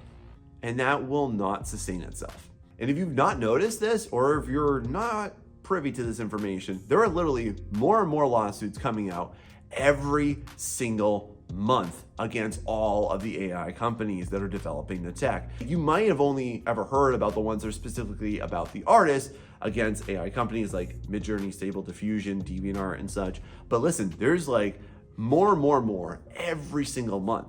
And then you're gonna say this, well, that one won't stick. Okay, cool. But here's the beautiful part. This is not about shooting it down with a bazooka. This is death by 10,000 needles.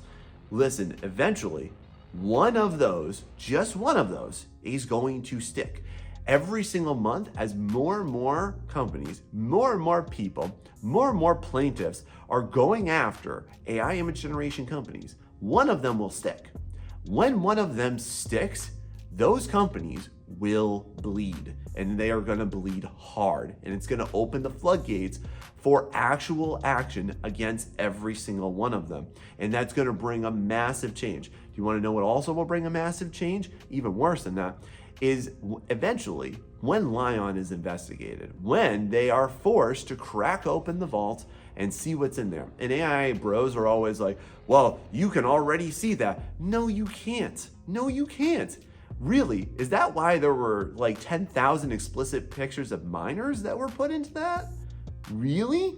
Did you know that? And you just started to use it anyways? Like, come on. You know, and you just got your head in the sand about that, AI bros, just to be honest with you. But all it takes is one single lawsuit to stick, and it's gonna happen. It's not gonna happen maybe this month, it might not happen this year, but it's gonna happen, and that house of cards is coming down hard. Now, what pill is AI art currently pushing to everybody that's so oversold and so underdelivered? And one of the main target audiences, ironically, are artists, are creatives already, and you're being told like, man, this is gonna go ahead and it's gonna supercharge what you're currently doing. It's gonna unleash your creativity. It's gonna allow you to envision and create things more and more. And it's gonna allow you to do it faster, and it's gonna allow you to do it better. And it's better than you, and it's better than what you can currently do, and it's gonna be better than what you'll ever be able to do, and you're never gonna be able to ever match what it can do because you're not good enough. Do you see where I'm going with this one, artist? Do you see what it's promising you right there? But I just gotta be honest with you. This is a tech that literally nobody's using, that literally nobody is championing from an actual artistic field who's not, again, just trying to hop on a grift train.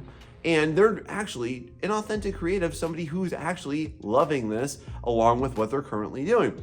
And you've also been oversold this idea as an artist that somehow you have to incorporate this, that you're gonna get left behind, that you are going to need to adapt or die. Like, just to be real with you, the only thing that you're gonna adapt to is dying by utilizing this tech. There's nothing for you in it because what it promises you, friend, is a panacea to what you don't want to admit, which is that it's just gonna take you a little bit more time to get to where you are wanting to go to. And I know that you can do it, and it's been happening for artists since forever. But that time compression that it promises you, like, oh, well, you don't need to build those skills, that's actually exactly what you need to do. This is classic. Like, if it promises you something that sounds too good to be true, it is too good to be true. Now, what you'll also notice is that if you've actually dedicated any part of your life to being an artist, to learning how this craft works, and to being better, is that AI art is wholly unimpressive, is that it can't match what you can do, is that it can't ever go ahead and make something as good as you can. Like, even this speed paint that you're watching me do throughout this video, AI art will never be able to do this. I know this for a fact. And listen, I'm not even a top tier artist. I don't work for Blizzard or Riot or Magic the Gathering right now. This is just me. And that's just me being real and humble with you. But put this up, stack this up against the real titans of industry, the people that are working in industry. And there's no comparison. AI art doesn't even hold a candle. It doesn't even flicker, not even a spark there. So what you will find, the more that you get into this, is that it's actually incredibly unhelpful, is that it's completely dissatisfactory, is that it cannot possibly ever match exactly what you have in your head. But instead, all it does is it forces you to make a compromise. Like, yeah, that's good enough. I just want to ask you this, friend. As an artist, do you just want to be good enough? Do you want to marry somebody that's good enough? Do you want to have kids that are good enough? Do you want to have a life that's just good enough? Man, I hope not. That's a pretty lousy existence. A lot of people fall into, friend. But you being an artist, you know better, and that's why you stuck here, isn't it?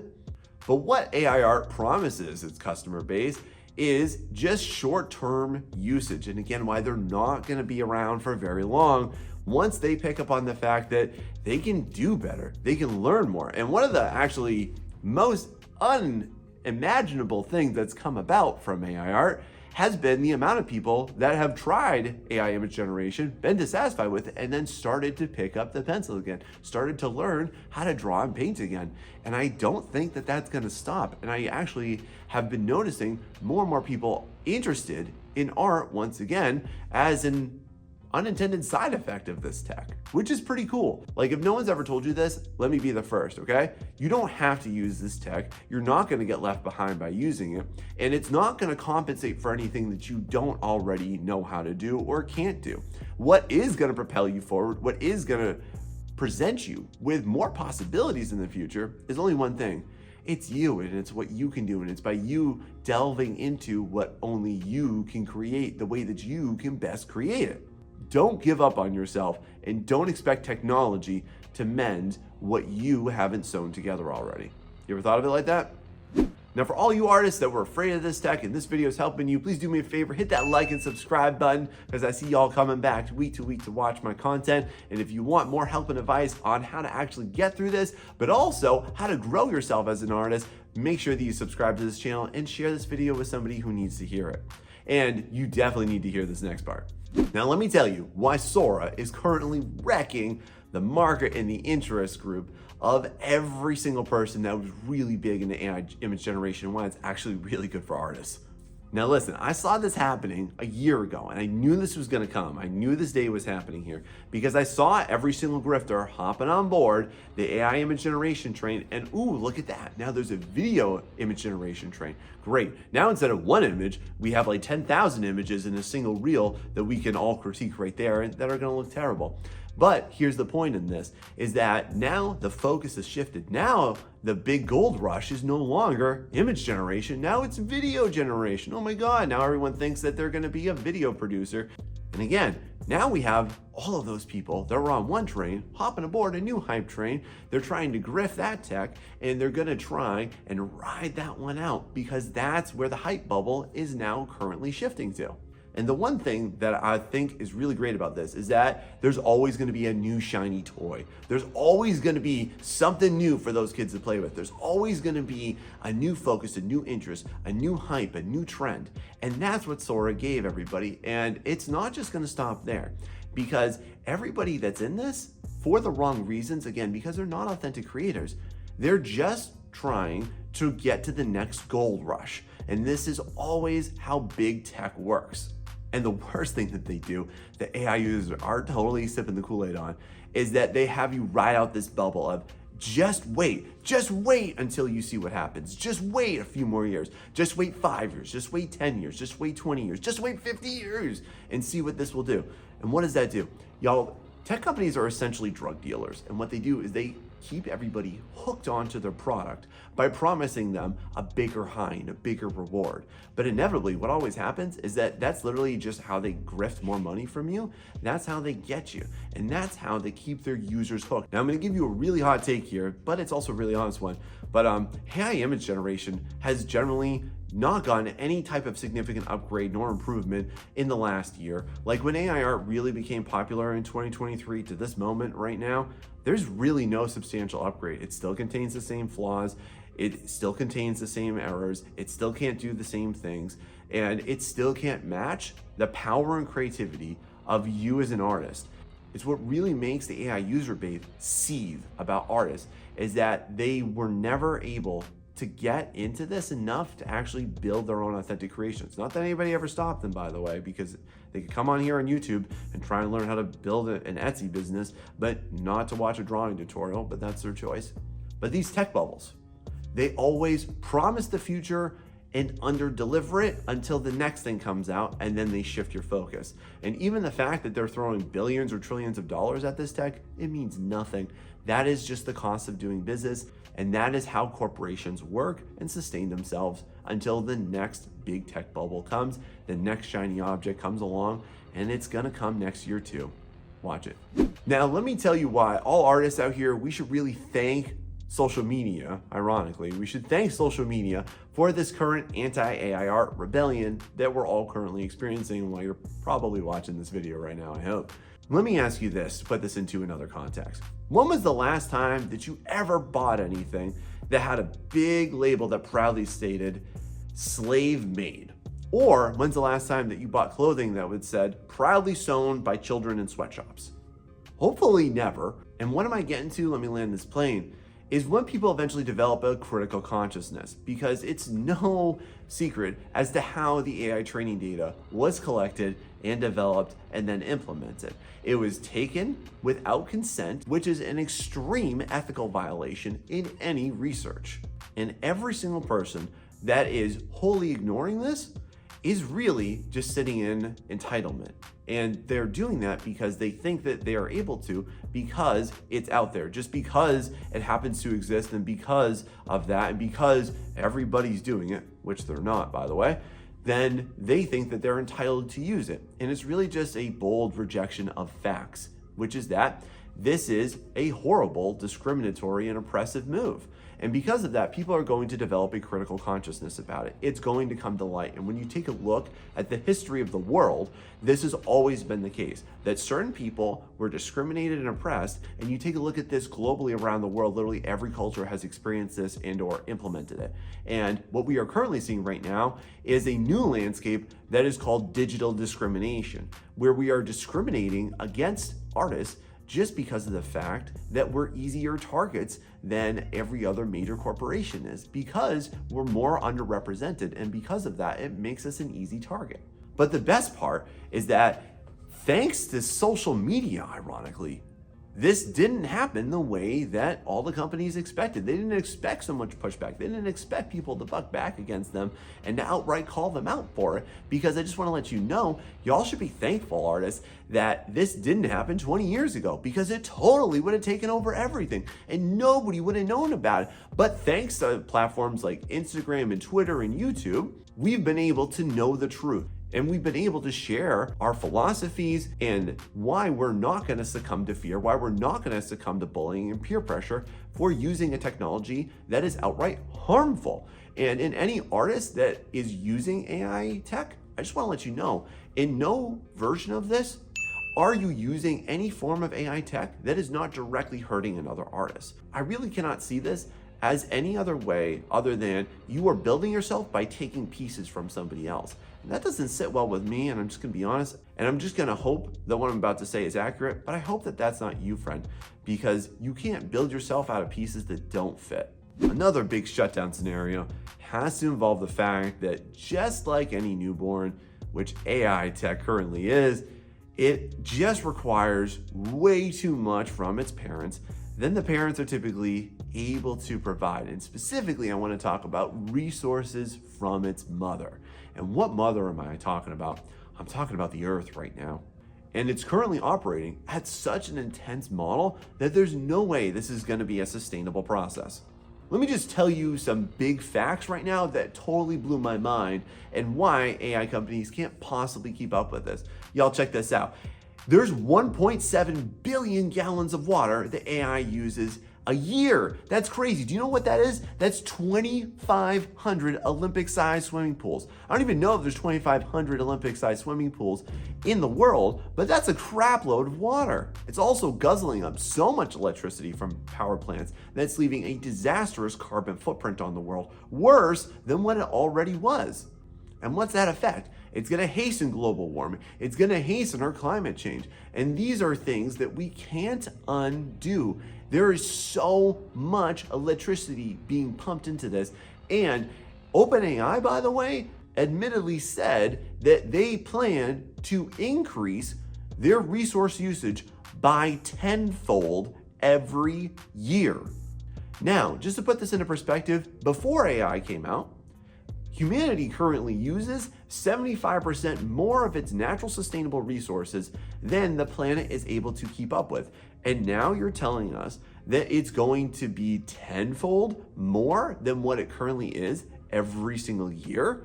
And that's just one company doing it. Never mind Microsoft, never mind every other big corporation that's gonna try and sink its teeth into this before they realize it's just garbage crap tech. How can that possibly keep up with itself? Well, unless they've got Tony Stark cooking up an arc reactor there, I don't see that happening, friend. Now look, any single reason in this video would justifiably make AI art as we know it completely crumble. But there's one big one that I definitely need to put forward for you, friend, and it's just simply this. What is gonna happen when AI art gets regulated? It is coming, it is going to happen.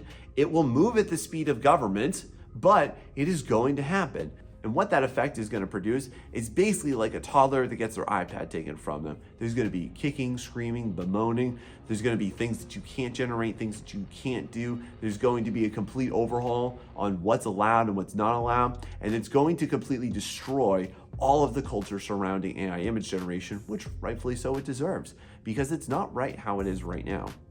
In fact, I would say that regulation is going to completely destroy the product as a whole and bring all of the focus and all of the innovation that's being brought into that to a complete screeching halt, because there's going to be a lot of no-nos, and then as more lawsuits get piled up onto that, it's going to create further and further restrictions from it. And then eventually what it will inevitably do is it will completely be disassembled and then put into some type of ethical product. And I sincerely hope that that happens, because the current AI tech, does it hold promise? Like as a product, as a thought, as an innovation, like AI image generation holds a lot of promise. I can't deny that.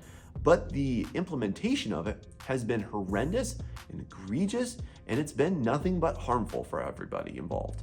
And because of that, it's not going to stay this way forever. It's going to get regulated because it's going to affect the right person or the right group of people who are going to bring this into play.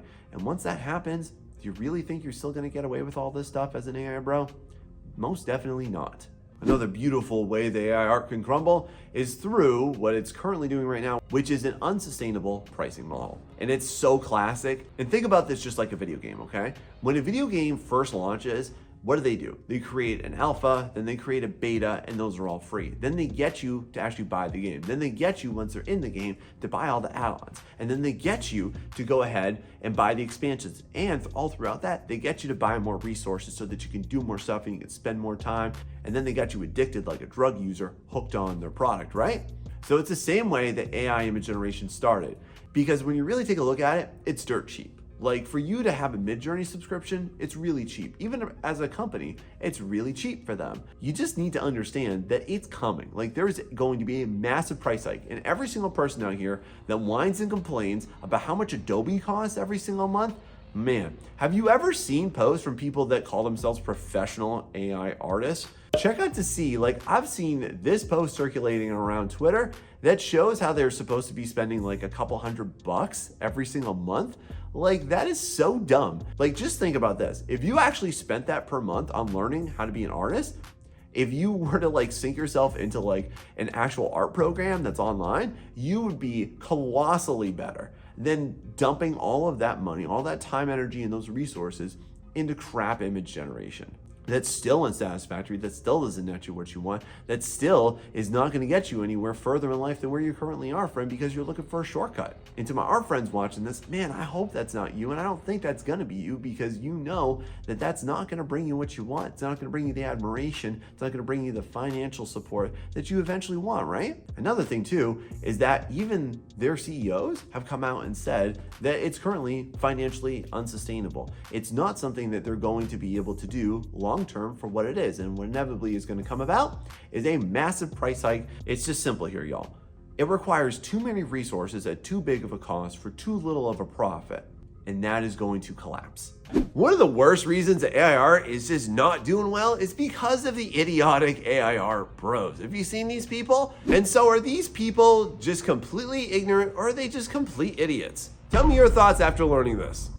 Now let's start this one off with what I'm gonna deem is the most obnoxious comment that you will ever see. So if you watch any AI video that's not pro that platform or pro supporting it, you will always see some AI art bro down in the comments drop this gem. Have you ever seen people drop the word cope or copium or say, oh, artists are just coping? Well, my friend, I just want to put this out there and I want to just go ahead and spill the beans on this one. Is that first and foremost, if you're trying to summarize an entire point with one word, you really don't have a point and you've not intelligently constructed what your point is supposed to be on that. And so if you're trying to actually denounce somebody, if you're trying to push somebody into doing something just by labeling them, then I just want to say that that is just straight up a bullying tactic. It's a fear-mongering tactic. It's a less than tactic, and we're going to expose all of that today. But then also, here's what I really want to let you know, especially for you artists watching this right now, which is that you don't have to feel bad just because some idiot troll on the internet is saying that you're just coping with it and that you're in denial from it. No, friend, because this is not about denial. It's not about you having to do this. It's not about you feeling pushed into doing that, which we're going to talk about later today, as far as why that's not actually going to help you as an artist. It's about you defending your authentic way of life. It's about you being true to who you are. It's about you actually investing into yourself. It's about you being the best human version of yourself. And AI bros don't get that because they veered away from that a long time ago, and I'm going to talk to you why. But most importantly here, y'all, just because you actually enjoy what you do, just because you like the art that you make and you like the way that you make it, that's not coping. That's you being authentic to yourself. And if you really do love your process, and I'll talk to you today about why that's actually a great superpower for you, why AI bros will never get that. That is you just being okay with your choices. And this is no different than if you had to make the choice between voting one political party or another, or you going ahead and saying, I want to be in an open relationship or I want to be in a monogamous relationship, or if I want to eat Italian or Chinese. It's just a choice. And you should definitely not feel bad, because people that don't know any better are trying to denounce you in your way of life for the last 10, 20 years or however long you've been doing this, just because they don't understand it.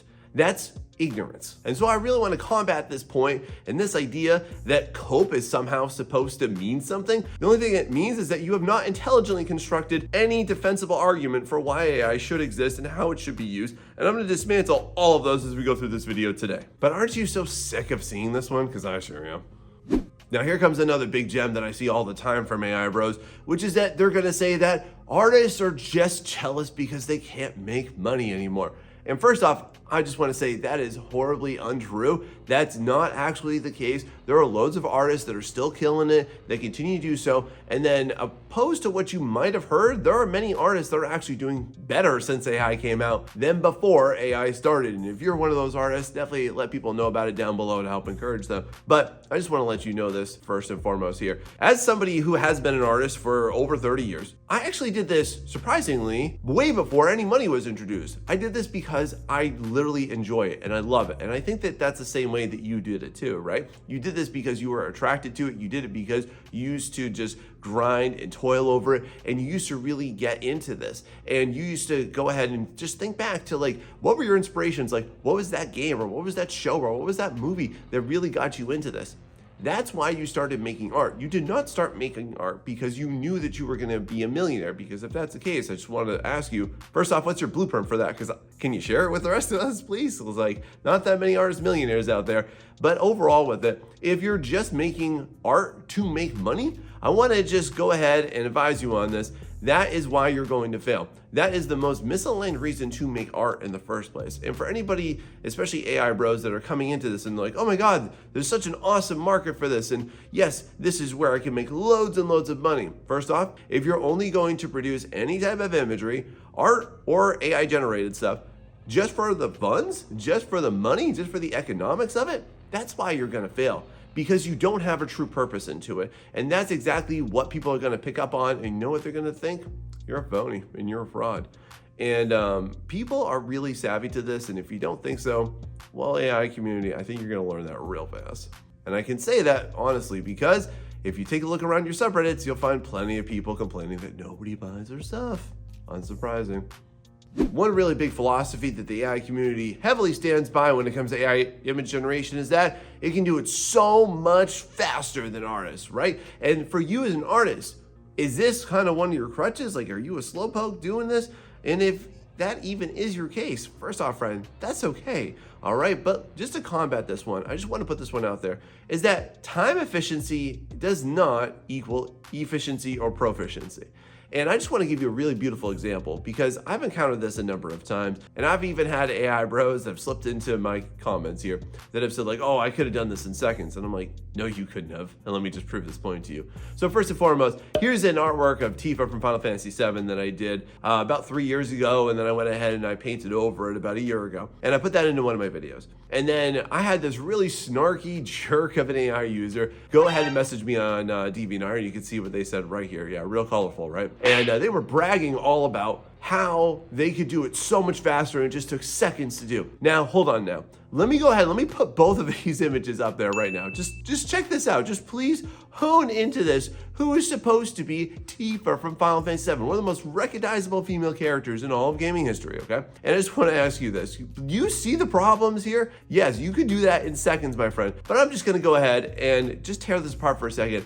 Ain't nobody thinking that that's Tifa from Final Fantasy VII. That is just some average, basic, brunette white girl who's somewhat of a fighter. This looks like somebody that wanted to create like their own fighting game, but actually didn't want to commission an artist in order to like actually create the character model for it. So it's like super bare bones, basic and generic. This is like laughable. It's so stupid. And so while they were so cocky and overconfident in there and trying to tell me about it, and I basically just told them the honest truth, which is that, hey, good luck catching up to me from 4 years ago because you're never gonna do it and nobody's ever gonna realize that this is Tifa. And so I want to use this as just a model and a point just to show you right now is that just because something can be done quickly does not mean that it is done well, nor is it done well to the project. Because one of the things that I'll generally go ahead and I will challenge any member of the AI community is that if I were to give you a description of one of the characters that I've done over the last 4 to 5 years, you would not be able to create it as specifically as my clients would have wanted it to, and you would not have been paid well for it either. And so one of the big things I want to let you know is that you as an artist, the reason why people come to you isn't for just generic imagery. The actual reason people come to you is specificity. Like just as an example, right? If you want to go ahead and hire a photographer to take a picture of you and your family for your Christmas card, you want that to look like you and your family, not some other generic kinda-ish version of it, right? In the same way, that's what people actually hire artists for. It does not matter if it's done fast, if it's done horribly, and it does not actually meet the spec. And that's because artists deliver unique results that are incapable of replication. So my friend, if you've been played by this, if you've been told that that's one of your main crutches of why you should use this, it's not correct and it's not the right reason. And now I hope you can see that. Now this one takes the cake on the dumbest, most ungrounded logic that I've heard from the AI community. And have you ever heard them say that AI learns just like a human does?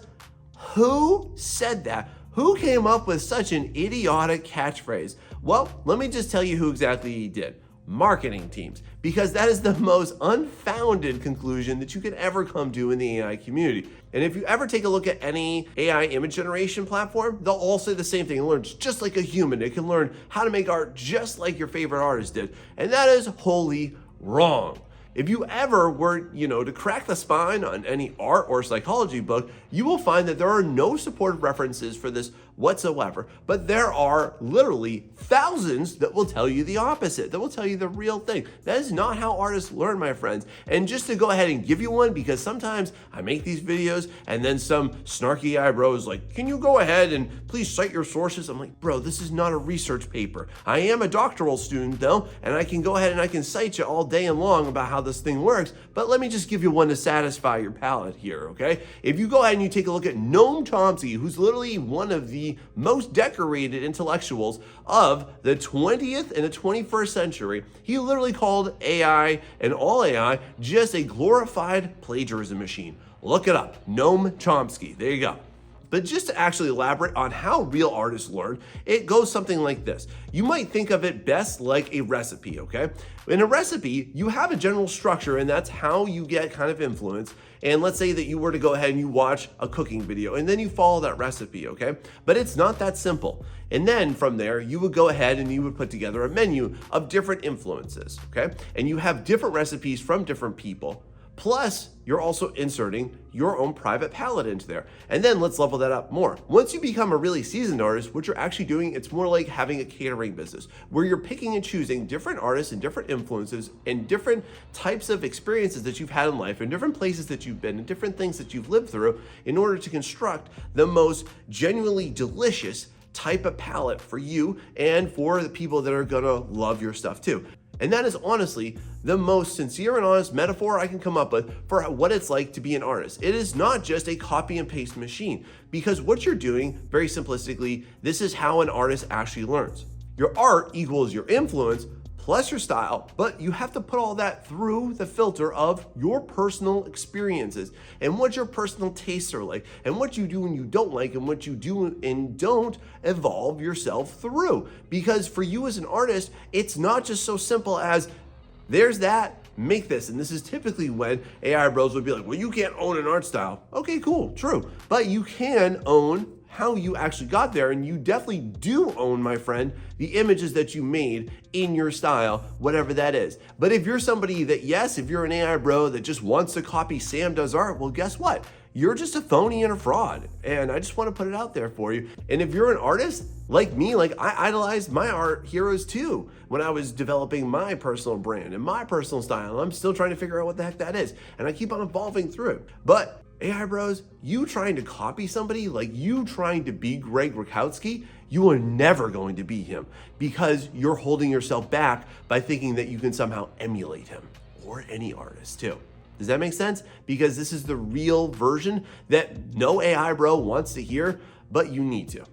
Now this next one's gonna hit home for me personally because it's something that I get every once in a while. And every once in a while an AI bro will pop into my channel down in my comments here and they'll say something effective like, God, all you do is make these videos week to week. And they get all pissed off about it when honestly, they don't even understand. And that's honestly not the entire folks in my channel. Like, surprise, surprise, but if you actually take a look at my content, this is not what I do week to week. If you actually take a look at my channel, AI Bros, what you'll find is that I only do one of these videos once a month. And sometimes I even push that out to a little bit beyond once a month. And the reason why I do that is because if you ever watched my 2024 art goals video, I said that I would make content just like this that opposes the toxic influences of AI.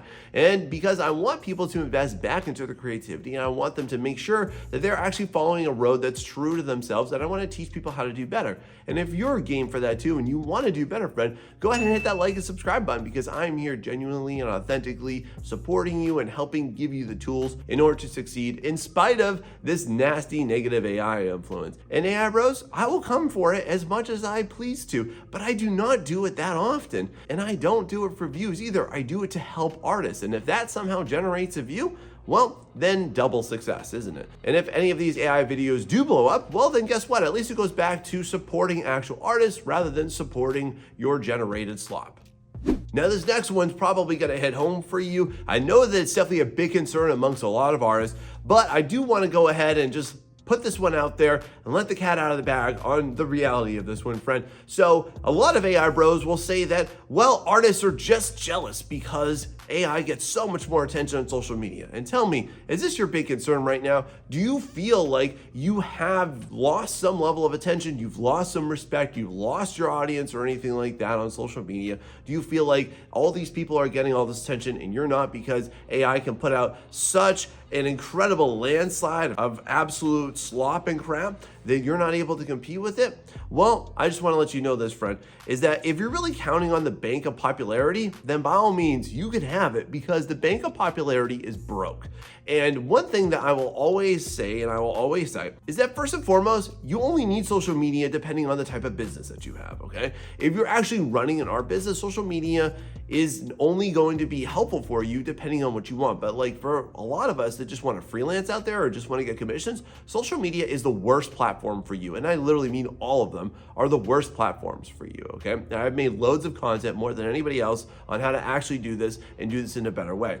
But if you're actually relying on like having a certain number or certain subscriber base, or you're somehow feeling compelled like you need to have all of those people to validate you, well then again, like I think that you got into it for the wrong reasons. And this is something that I also noticed conversely plagues a lot of artists. And it's something that I just want to put out there, is that you're not looking for any type of business return, you're looking for validation for yourself. And that's a real concern, I validate that. But you thinking that AI is actually getting a lot of attention, first and foremost, let me just put this to bed. Even though they're getting attention, nobody actually cares. And if you actually look at what they're producing, they get way less interactions, they get way less engagement, they get almost no comments, and nobody really cares about them, because the one thing that I've always asserted from the beginning, and I continue to assert this because there's an overwhelming amount of evidence that very few people actually will go ahead and expose like I do. The people that are in the AI art community, if you want to call it that, they're not true, authentic supporters. All they're doing is they're trying to grift off of each other so that their grift is going to get even stronger. And so for the AI community that are really thriving on dying platforms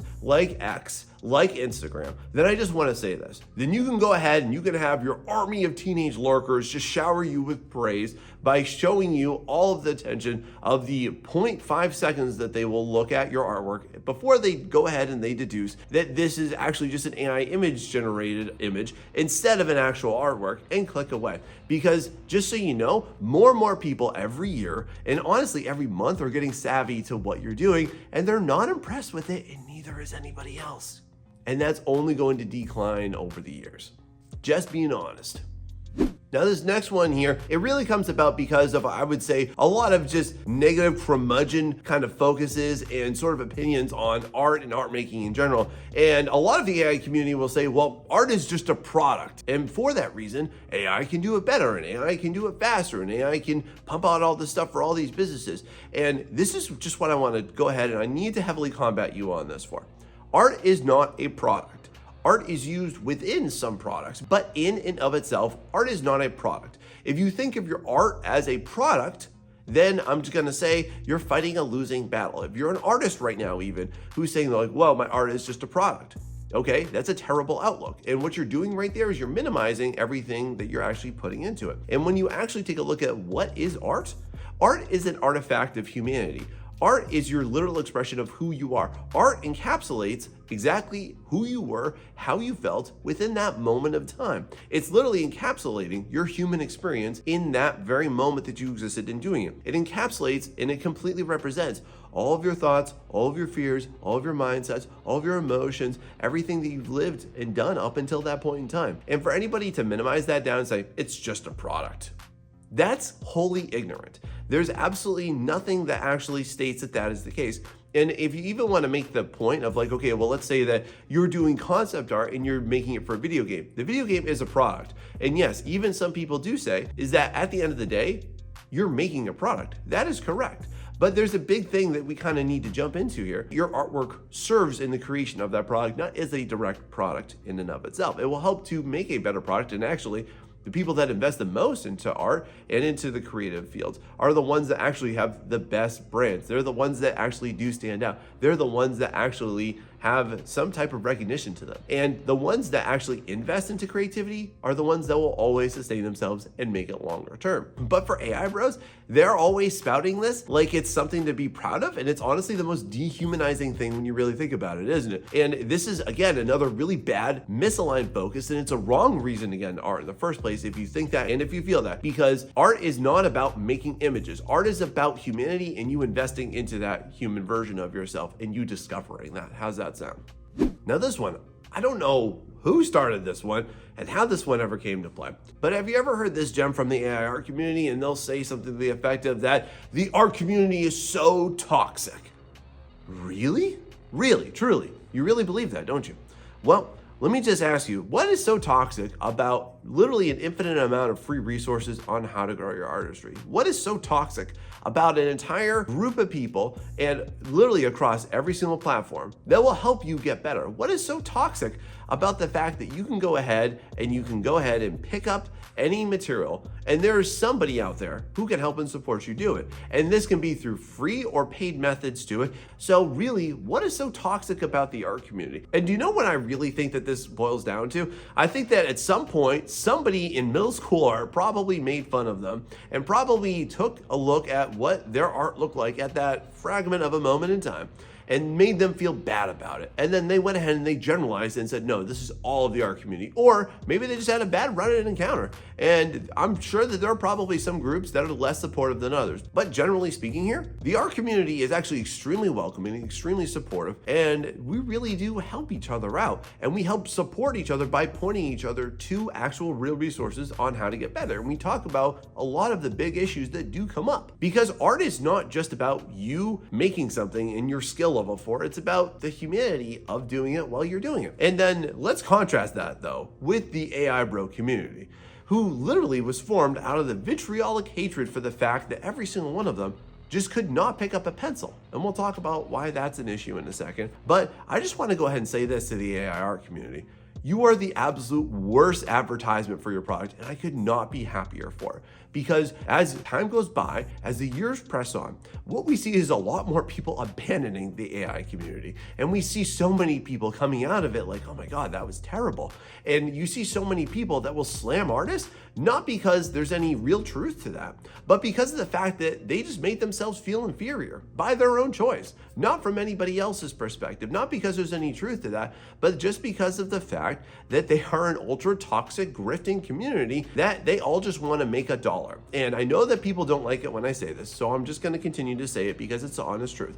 Nobody gets into AI art for authentic creation, as I've been talking about, and I will continue to talk about throughout this video. They get into it for the money. It always boils back down to the money. It always boils back down to, if you trace it, well, I want to make this, well, I want to make that, I've always envisioned this. And that sounds pure, but it's a load of BS, just to be honest with you. What they're actually saying is, I want to do this so I can get money. I want to make that so I can get money. I want to create these characters so I can get money. And so to the AI art community, I want to just let you know, you are the worst advertisement for your product and why people should invest into it. And so for that, thank you. Now, as time goes on and this technology continues there, and yes, I acknowledge that it's not going to go away, and yes, I acknowledge that we can't close Pandora's box. But one thing I typically see a big concern about from both the AI community and the art community is that people will say something to the effect of, well, using AI makes it easier to be an artist. And to that, let me just give some credence. I think what it actually does is it actually gives the illusion of being a better artist or that you can be a better artist. And I just want to put this out there. Anybody can be an artist. The only thing that stops you from doing it is you and your choices. And we'll talk about some of the things as to why some people do and don't make it in a second, and just to disrupt the AI bro toxic thinking patterns on here. But here's what I want to just go ahead and press on with you for. If you go ahead and you think that you using AI makes you an artist, let's just talk about why you think you need that and why that's somehow needing to be implemented into your process. More than likely, you're going to say something to the fact of like, oh, well, it can do better than me, or it can go faster than me, or it knows the stuff that I don't know, or it can implement the stuff that I can't do, or can supplement and correct the things that I don't know. And here's just what I want to expose right now. If you're not picking up on it, I just want to point it out. This is actually just deficit thinking. And anytime that you enter anything in any type of deficit, you're setting yourself up for absolute annihilation and disappointment. This is no different than if you're just like, oh, I'm so lonely, let me just go ahead and get a relationship with anybody. That's going to be horribly toxic and terrible for you, my friend. So in the same vein of thought, you using anything, AI or otherwise, because you have a deficit in your skills, in what you actually want to do, it's never going to empower you. It will always disempower you. It will not highlight your strengths. It will only highlight your weaknesses.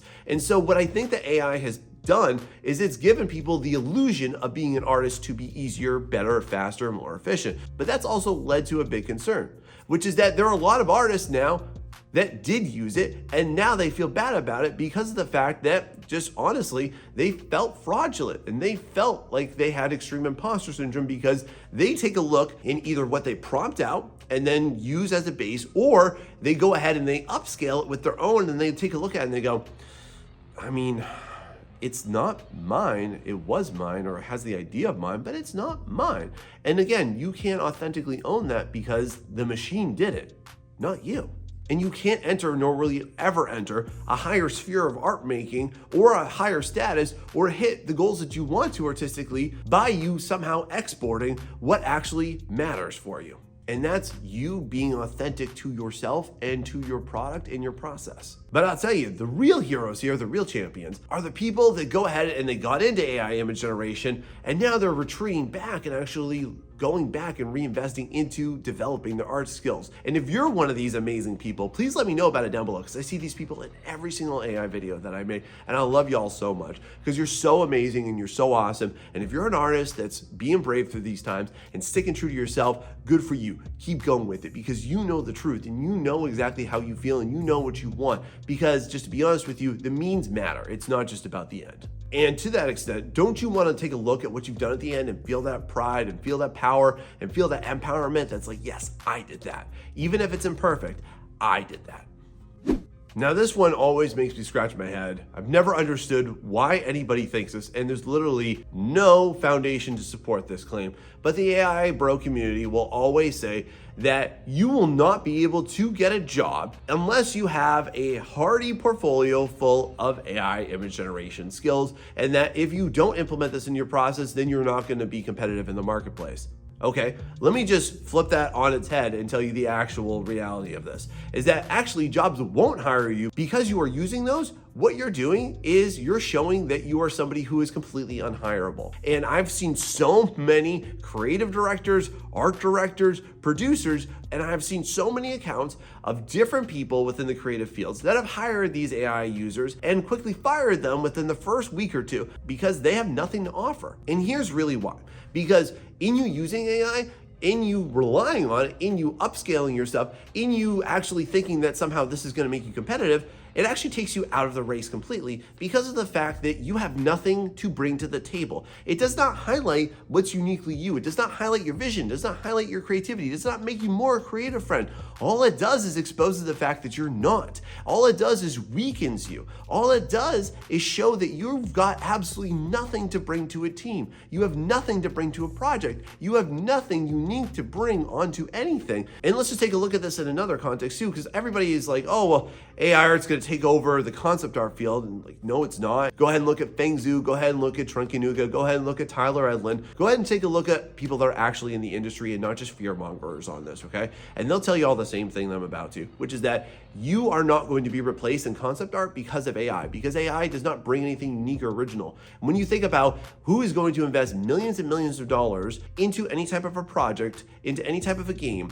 they're not gonna just rely on just generic slop and crap that's just regurgitated that offers the players nothing new. And honestly, the way that the best games get pushed out is not from just the initial idea. It gets fleshed out throughout the process. And that's because it takes a team to do that. And it takes actual visionaries of people just like you will be, just like you are, my friend, who actually have something cool to bring to the table. And that's what AI is not able to offer now nor ever. But if you want to go ahead and say that, well, AI, there are jobs and there are people getting paid, well, let me just tell you what the future of the AI community is and their job situation, because I think honestly, if you look on Fiverr, that's pretty much what it is. $15 commissions, have at it, friends. And so if you're an artist right now who's afraid that they won't ever be hired because of your lack of AI skills, just to flip that again, you will not be hired if you invest into your AI skills. Now, another weird phenomenon that I see all the time is that people in the AI art community are always bragging that what this does is it makes it so much easier to get their end product because they can just cut out the artist. They can cut the artist out of the process. And the thing that I really want to combat that with is that if you've actually developed any type of an IP, if you've actually even sat down and like made a web comic, if you ever made a manga or a comic book, right? What you're gonna find is that the process is how you get the best product.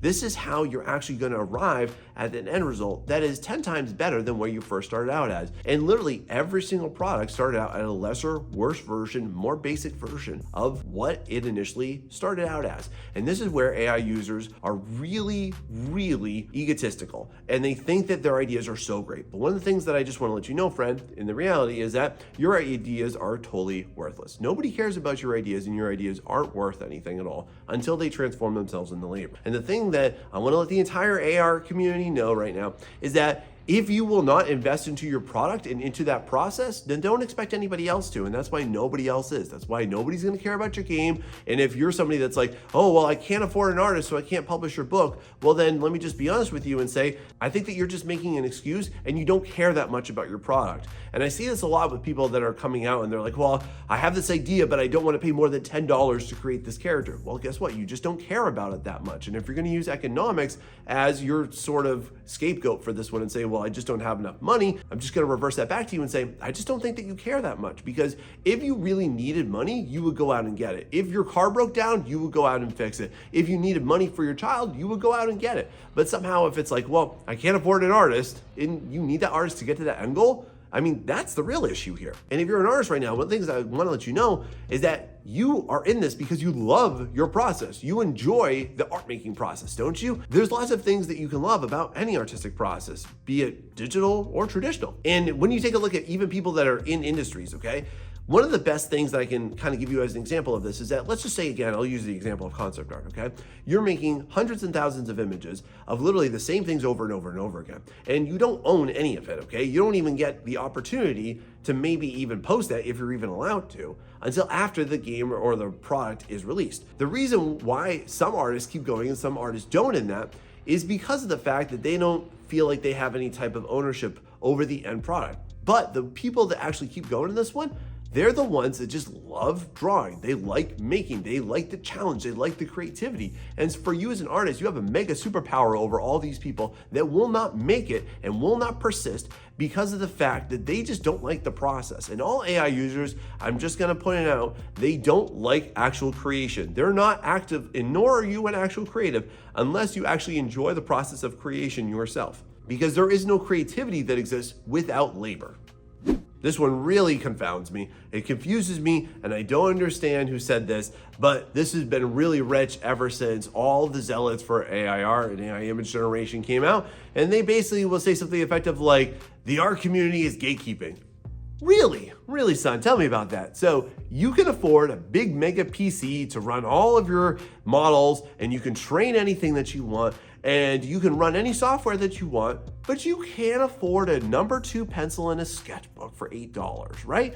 Wow. Yes, we are totally gatekeeping with our infinite amount of free resources and free YouTube channels and free different things that you can go and you can get on how to be a better artist. We're real gatekeeping, aren't we? And by the way, did you not go through public schools? Did you not go ahead and sit in an art class? Did you not have the opportunity to go ahead and select to go into an art class so that you could be better at it, friend? Did you not have the opportunity at any point to experience any level of boredom where instead of picking up a phone or instead of you watching TV that you could have sat down and drawn?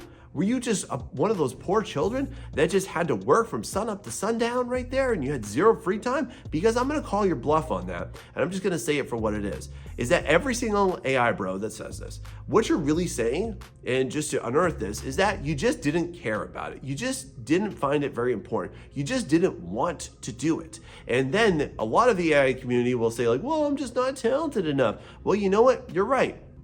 Not because of the fact that talent actually exists, because there's actually no proof of talent. Anybody that you look at that's talented, if you actually dissected what do they do in order to get there, you would find the biggest mountain of the most mundane habits. And if you actually take a look at talented artists, let's take a look at Picasso for a second, okay? First off, if you didn't know this, Picasso spent about 6 to 8 hours preparing for every single artwork that he did. He's also the son of a famous artist who ran an art school, and he had access to all of that ever since he was a little boy. So if you want to call that talent, it's not really that special. And if you also want to go ahead and use the example of like Mozart, for example, another very famous artist, right? Well, his father was a world-renowned musician who put him on the piano since before he was 2 years old. Not that crazy to think that by the time he was a teenager, he would be world-renowned too, because of the fact that he had that support, he had that encouragement, and he had that resource. And you could have that too, friend, but you just chose to give it up. So instead, what you're doing though, is you're trying to supplement what you can't do into AI. It's kind of like the people that like get aesthetic surgery in order to have like their fat displaced so that it looks like muscles, but they're actually just for show and they're not for go and they don't actually do anything. But this is literally the lamest excuse that the toxic AI community has settled into. And I'm not sure if they actually believe it or if they're just living in complete denial. What do you think? So at this point, you might be thinking to yourself that AI has completely ruined art and it's ruined artists. But did it? And is it really an issue? Check this out. Now, artists, I need to let you know why you need to put away your pitchforks and torches and just simmer down for a minute. Because when we talk about this first victim, do you remember back when social media was just fun to peruse? You used to go and discover your favorite artists. You used to go and discover all these great new people and you'd be like, wow, I've never seen you before. Oh my God, your stuff is amazing. And now what do we have? Now we have AI witch hunts happening all the time. And when you used to be able to, just take a look at an image and appreciate it and appreciate the hard work of the artist and appreciate the creator behind that, now your first thought is, did they use AI? Those hands, little AI, you're rendering a little AI. Have you ever fell victim to this, by the way? Has anyone ever said that your stuff potentially looks like AI? Have you ever accused anybody of using AI? It's definitely made a very volatile landscape that I think that we all need to address, and we need to go ahead and figure out in a more constructive way. Let me just lay down a very basic framework for you. And I want to let you know that it's not hard to find the people that actually use AI, because they're just like vegans or CrossFitters, because they tell you about it. And here's how you can very easily identify somebody that actually uses AI. Some major red flags include no whips, no works in progress, no before and afters. This is a very clear indication of, yes, their use of AI. Also, if you ever go ahead and check out the social media pages and check multiple versions of this, don't just settle on one, because real talk, we all have some that are just dead and we don't update anymore. But go ahead and check them out. And if you find that they have process videos that look more like jump cuts, that look more like it's nonsensical in how they're approaching it, because now AI supposedly does speed paints, which it doesn't. It does the most weird and strange rendering that I've ever seen in my life that doesn't make any sense to anybody with a human brain to it. That's a clear indication. If you want the biggest indication, here's what you really need to look for. Watch their hashtags, watch their categories that they're submitting everything into, because if they're using AI, they want people that are also using AI to know that they're using AI so that they can form some weird little symbiotic community of thieves together. Another really big thing you're going to look for is how they manipulate words in order to make them seem like they're greater than they are. Like a big thing I typically see all the time on Instagram is people be like, exploring the contours of your imagination using artificial intelligence. They won't come out and usually directly say that they're using AI, but you can tell by the BS description that they certainly are. I think we all need to calm down a hot minute here, and I'm not saying that you shouldn't suspect it, but I'm gonna encourage you, before you go ahead and you sling out that comment, before you post on somebody's subreddit, before you try and potentially troll somebody that you think is using AI, do your homework, because you don't know how offensive that is to some people, and rightfully so. Some people working so hard, laboring for hours and hours and hours, only to get told that it looks like a stupid machine can do it. Some of y'all might even take that with a badge of honor, but just to be real and honest though, it's ripping us apart and we gotta make it stop. Now this might throw you for a loop here, but I think that you should really thank AI for exposing one of the worst and most toxic mindsets about a really relevant topic to all artists. And it's one you probably have too. And let me lead by asking you this. Are you frustrated with social media nowadays? Did it ruin your exposure? Maybe you used to do better? Or let's say that you're new to it and you're like, man, I'm just not getting any love. I'm not getting any attention. I'm never going to build an audience, and therefore I'm never going to be successful, and therefore I'm never going to have potential, and oh, my mom and dad were right. I shouldn't have been an artist. I should have gone to school to be a nurse. And what I want to alert you to is that AI has exposed this nasty social media trap, and you've all been sucked into it, myself included at one point, which is that we are mindlessly addicted to this social media hustle. And I see so many artists that are so pissed off and dismayed that like they're not getting eyes, they're not getting attention, and they're like, well, where do I post now? But can I challenge you right here? Because I want to shape everything that you're doing differently. Why are you even on social media? What do you want to get from that? What do you hope is going to happen? Because we've all been romanced and lulled into this tempting and romanticized vision that somewhere out there, an opportunity is just going to fall into your lap because you posted a whip or because you posted a finished artwork, that people are just going to shower and praise you with attention and you're going to get offered a job. And I think that one of the dumbest delusions that's been really perpetuated is that these just swarms of art talent scouts out there that are just doing nothing but mindlessly scrolling the For You page on Instagram going like, oh, I'm so depressed. where is the next artistic genius? That's not the case. The people that are busy in the art industry, the people that are actually hiring people, aren't perusing social media. They're not doom scrolling all the time. What they're doing is actually focus on what they're doing, on their work, on achieving more. So then therefore, I just want to challenge you this. If you're somehow looking for social media to fill that void that you feel right now, which I want to name it, you just want affirmation. And I don't blame you for wanting that. It's totally human, okay? You want validation of your efforts. But I just want to let you know this, friend, just like AI, social media is a glutton machine that consumes everything and gives you nothing. And honestly, social media will never love you back. So what should you do? If you are going to be somebody who is really using social media, you really want to figure this out. What's the purpose of it? What is this going to do for me? And why do I need to do it? And how do I need to do it? Because if you're just focused on putting things out there and hoping opportunities come to you, they probably won't. Not because you're not good enough, or not because you have no potential, not because you're not talented, but really simply because you have no focus. Have you ever considered that? Now, this is a hard and emotional one for me, especially as somebody that's right here on YouTube. And I just want to ask you this. Have you been watching your heroes go down in flames? Have you been watching the art influencers that you've been following for a long time, or perhaps one that you really looked up to, somebody that really inspired you, somebody that gave you courage? And what are they doing now? Now they're going ahead and they're using AI and they're defending AI. Also, have you seen this latest trend? Have you ever seen your favorite influencer, your favorite YouTuber use AI in a video, and then whoopsie, they got called out for it and they outrage their entire audience and they alienate them. And then what do you know next? Now they make an apology video for it. And what is up with that? Have you seen too? Like, I follow some of my favorite artists and they've been people I've looked up to literally for a decade. And now I see them like trying to use AI in their process and they minimize it and they'll be like, oh, well, it's just for background. And what they're doing is they're also minimizing the harm and the exploitation.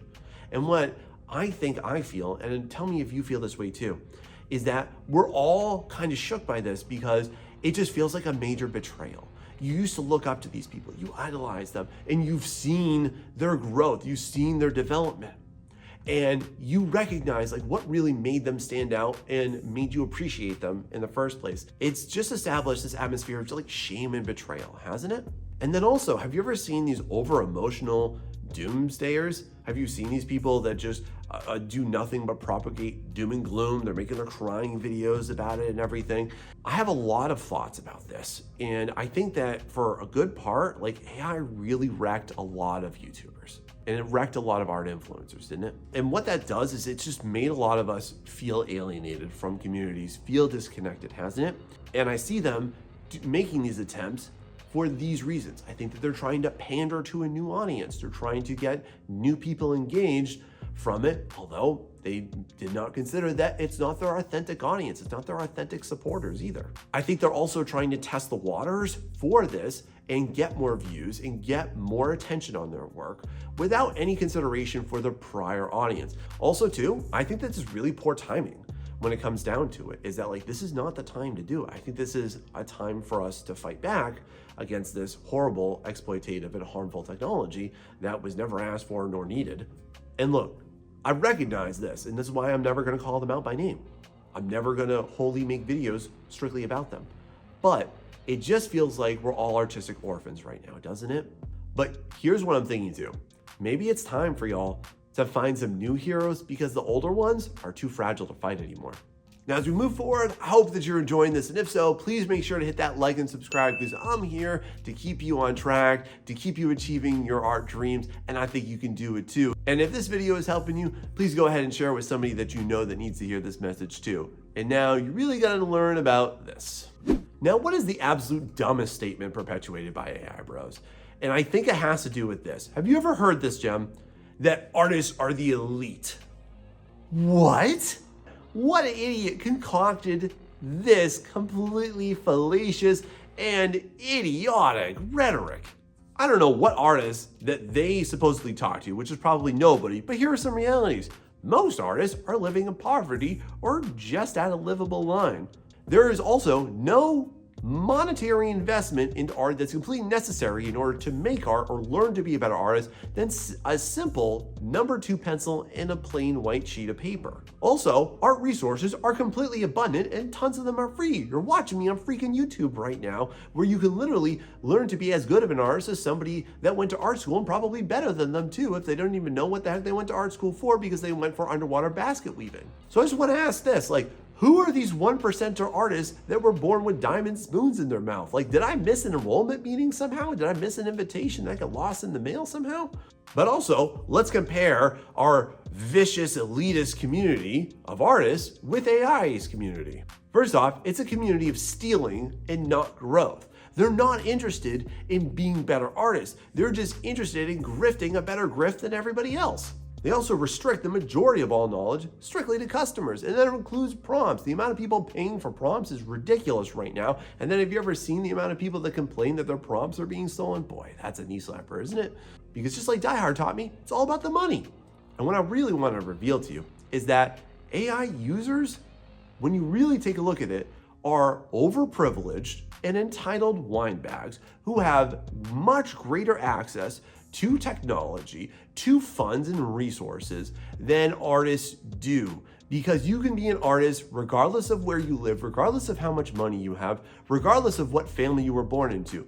But in order to be a hardcore AI user, you have to be in a superpower country, you have to have a lot of funds, you have to have a huge superpower computer to really be able to produce a lot, and you have to have also the ability to get online, which most of the world does not. So if you look at things from a purely objective standpoint, as I've very succinctly laid out here, who's really the entitled privileged elitist? And what idiot came up with this slogan speaking about artists? Because it's probably somebody that failed art class because they didn't even try. Let me ask you again, who's elitist? The supportive and open community of artists, or the thieves' den of AI users? What do you think? Now, I gotta concede with you right now. Some of y'all see videos like this, or you see a title like this, or you go through this video and you start to roll your eyes. And I get why you might feel that way. And I just want to be real, raw, and open and honest with you right now. So I get it that this topic invites fear, invites panic, invites anxiety, and it perhaps is even triggering for you. Am I talking about you? And in my videos, I see people who even make the comments like, stop talking about it. We don't need to be reminded of it. But I just want to ask you to consider some things before you admonish anybody who's trying to put a spin on this and trying to encourage artists by talking about this, and why I think that it's actually a detriment for you to totally and wholly ignore this. First off, I'm very considerate of young artists, especially artists without proper guidance out there. You need to think about the fact that you, as an older person or as a more established artist, it's way easier for you to just ignore it. But I'm thinking about the 13, 12-year-old kid who might be watching this video right now, who has been misled and overfed this AI propaganda and is just way too susceptible to its influence. And they've never heard otherwise.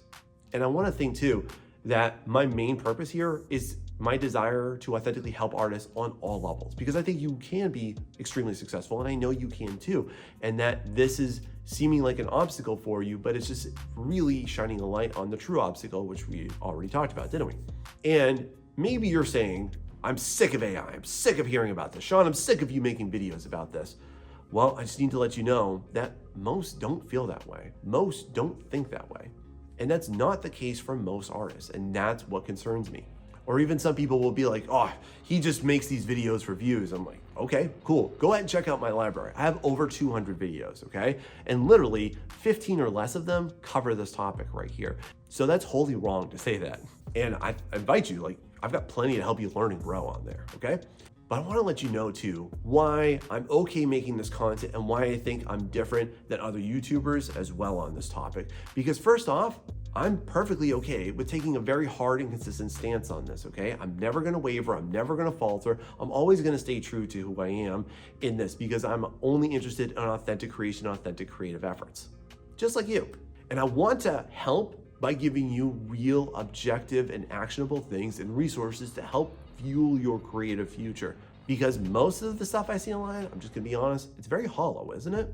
And I've seen the same bad advice perpetuated for far too long. And look, even if you're somebody that doesn't love these videos, I just want to let you know, like, I appreciate you. But I also hope you understand now that you avoiding AI is really just a sign of insecurity. And if you want to make it as an artist or just be a successful human being following your passions, you have to learn how you're going to move past this kind of stuff. Now, just to read a page out of the AI Bro Rhetoric book, we're typically called Luddites. However, though, let me just tell you that ever since AI came onto the scene, the real technophobes have come out, and I did not expect this, and I don't know if you did either, because it was very surprising to me. And AI seems to have awakened these silent trolls that have been slumbering for a long time, and I'm specifically talking about the traditional art snobs. But I started to see literally the same type of hate and comments from people who apparently have just been in a vacuum of time for the last 30 years. Because it kind of feels like it's 1990 all over again here. And most of y'all weren't even born in that era, but just to travel back in time with me, we saw digital artists being called not real artists. Oh, it's not real art. Oh, it's so easy. Oh, anybody can do that. And this is where typically AI bros also get fuel for their false rhetoric, saying that AI is just a tool. But just to let you know, I'm gonna completely destroy that later in this video, so stay tuned for that. Y'all, I cannot believe that there are still people out there that are still using the presence of AI now in order just to foster their really antiquated and empirically wrong stance on digital art as not being an actual art form, as not being a real art medium. And to everybody that thinks that, like, if you're watching this video strangely, I just want to go ahead and challenge you, like, go ahead and make exactly what you're making in your traditional art, in digital art, and try and tell me that it is not the same, that it doesn't actually utilize every single piece of information and strategy and technique that you would have to use. This has long been dispelled, but it's just so weird because this is literally not the truth. It's wholly wrong, and we should be embracing fellow creators from the art community, especially, I don't know, if you were born 30 years ago and this was already a non-issue at this point. But then on the other end of this too, if you all have people retreating from digital to traditional, and that's fine, I don't hate on you whatsoever. I think it's a great thing for you to embrace it because listen, if you've never been told this, I wanna let you know a really powerful mindset that you've probably never been alerted to before, but my research has definitely illuminated me to this fact, so I wanna share it with you. But art is a set of transferable skills. In other words, whatever you do in one media will transfer to another media, and you bring those skills, knowledge, and concepts and your mindsets into every single piece of art media. That's typically why a lot of artists like to jump around a lot. And what you're typically doing there is you're taking and infusing little pieces of wisdom that you've gained into everything that you're doing. So in this sense, it's the same thing with digital art. But curiously, ever since AI's presence has come about, the resurgence of these true Luddites and technophobes have come out to play, and I don't really know who invited them over. And what it now feels like is that we're fighting an ignorance war on two fronts. And to all of the traditional art snobs out there hating on digital art all of a sudden, I just want to say thanks for shadow supporting AI because you've made it really suck more than it already did. Nice going. Now let me ask you, how many artists do you know that have just completely given up ever since AI came out? And by the way, is this you? Are you feeling very depressed, very anxious about it? Are you feeling like you have absolutely no future? Are you feeling like there's just nothing left for you? Are you feeling completely demotivated? And I want to help you, but I need to drop a hard truth on you, which is that AI didn't make you feel that way. I understand how you feel, but it's not the fault of AI. It's not the presence of it. And really what you're really wrestling with, just so you know, is your own insecurity from it. And look, whether AI came out or not, I guarantee you that in 5 to 10 years from right now, you would be feeling the exact same way that you feel right now about it. If you're depressed, anxious, you're fearful about this, if you've completely given up, you stop posting your artwork, you stop doing anything, you can only do it when you get a fleeting little shred of motivation to do anything, you would feel the exact same way in 5 to 10 years right now. And I base that on statistics because statistically, once people typically graduate from either school or an art program, or they enter an art career field, within 5 to 10 years, that's when they typically give up. And this has got nothing to do with AI. And this is something that we've been wholly experiencing literally for decades and generations. And that's because of hard truth number 2, I'm gonna drop out on you right now, which is that you were going to give up anyways if you felt that way. It's nothing unique, it's nothing special, it's nothing that is specifically because of the terrorizing force of AI if you perceive it that way, but you were going to give up. And that's because of hard truth number 3, which is that art isn't for everybody, but everybody can learn to be an artist. Everybody can succeed. There is that seed of potential that exists within you and with everybody watching this, okay? The difference here is just that most people are not willing to commit to that lifestyle. Most people are not willing to put in the time for it, which we'll talk about why that's a concern from AI too in just a minute. But I'm just gonna ask you, friend, can you reconsider your blame on AI? Because what I want to really awaken you to is just the fact that AI didn't take anything which you weren't willing to sacrifice anyways. Because if we remove AI, let's just pretend, boom, genie's back in the bottle, it never happened, we're back 5 years ago, right? You would be complaining about the same things that people have been complaining about for hundreds of years. You don't have access to the right teachers, you don't have access to the right instruction, you don't have the funds, you don't live in the right place, you're geographically locked away from any type of success, you're not able to get the money that you think you do because of where you were born in the world. This is nothing new, it's nothing extraordinary, it's nothing special that you feel that way. But you've now scapegoated AI for being the reason why you want to give up. And I just want to ask you to reconsider, friend, is that really how you want to be? Do you really want to sacrifice something that was your passion, that is what you really want to do, just because you think that it is going to steal your future away, just because you think that you won't have a future either? Because I just want to let you know this, there's plenty of people succeeding in spite of AI. There's plenty of people that are doing better than they were since AI came out than before AI came out. AI only has as much power over you as you allow it to. And you can and will succeed without it and in spite of it. I know you can do it. Now, my next concern on this has to deal with this question. I just want to know, do you have a death note? Because a big common concern that I see with so many artists is that they are potentially tempted to using AI and or maybe they're pushed into it because they have these lingering concerns. Oh, it takes too long, it's gonna take me too much time. Or do you take a long time in your art and now you're dissatisfied with it? Do you look back and you're like, dang man, I just sunk like 25 hours in this, I don't even like it anymore. And this brings up the topic of, have you ever noticed how artists have a really toxic relationship with time? And furthermore, have you ever considered that your obsession with time is actually sabotaging you and stunting your progress? I want to just let you know that currently, if you're feeling dismayed by the amount of time, the longevity it takes you to produce something or not produce something, or the amount of time it's going to take you in order to get to where you want, it's necessary. First off, is that most of y'all really want something to take off. You've just dreamed about your post blowing up, your artwork going viral, yourself just immediately within like a couple months jumping into the career profession that you want. But have you ever stopped and considered the fact that maybe you can't handle that? And I don't mean in a way that you'll never be able to. I just mean that a lot of us don't consider what's going to happen when you get there, how you can emotionally interpret that impact, because most people don't. And just to offer you for your consideration, have you ever seen somebody totally blow up and then they weren't prepared for it? They weren't able to handle that. And for you, the reason why you're currently feeling dismayed actually has nothing to do with the fact that you think it takes too long, that you think that there's just no point in you laboring over it or you investing into that amount of time. Because I just want to offer you this suggestion here. Are you going to die in the next 5 years? Because if not, why is that your biggest obsession? Why are you not okay with just taking the time?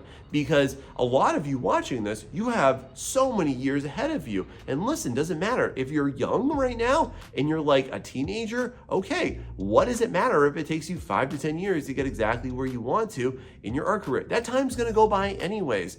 So why do you want to be miserable about it the entire time? If you've been somebody who's been trying to be a professional artist for the last 30 years, and maybe it's going to take you 5 more years, okay, so why do you want to give up on it just because of the fact it's going to take you 5 more years to get there versus you can just continue to be miserable for another 30 years? What would that be like for you? See, right now, you're just caught up in the right now, and I totally get that.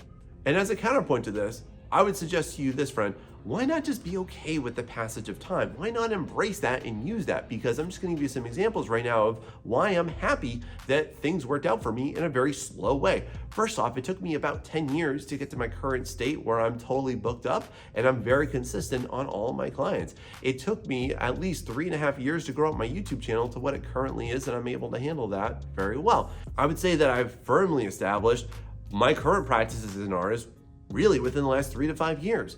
And because of all of that, I've been able to really understand, comprehend, and fully integrate everything that I know. And most importantly, I've been able to do it in a very healthy way. And that's why I don't ever get art block. I don't ever get burnt out. And I don't ever really feel dispelled or dismayed by anything that I'm doing, nor do I feel any type of depression or anxiety when things don't work out for my artworks. And I know how to combat that because it's taken me so much time. Instead of worrying about how much time it's going to take, worry about this instead. How is your time used? How focused are you when you're using that time? And you probably heard the old saying that the most important resource is time, right? Wrong. The most important resource is attention, because if you're using your time well and you're doing it efficiently and you're focused with attention on what you're doing, not drawing while watching Netflix, while your phone blows up, while you're chatting on Discord, while you're trying to draw, then you are inevitably going to move at a much better sustainable pace than everybody else that's trying to do it distracted. Because honestly, you have enough time and you know exactly what you have to do with that time,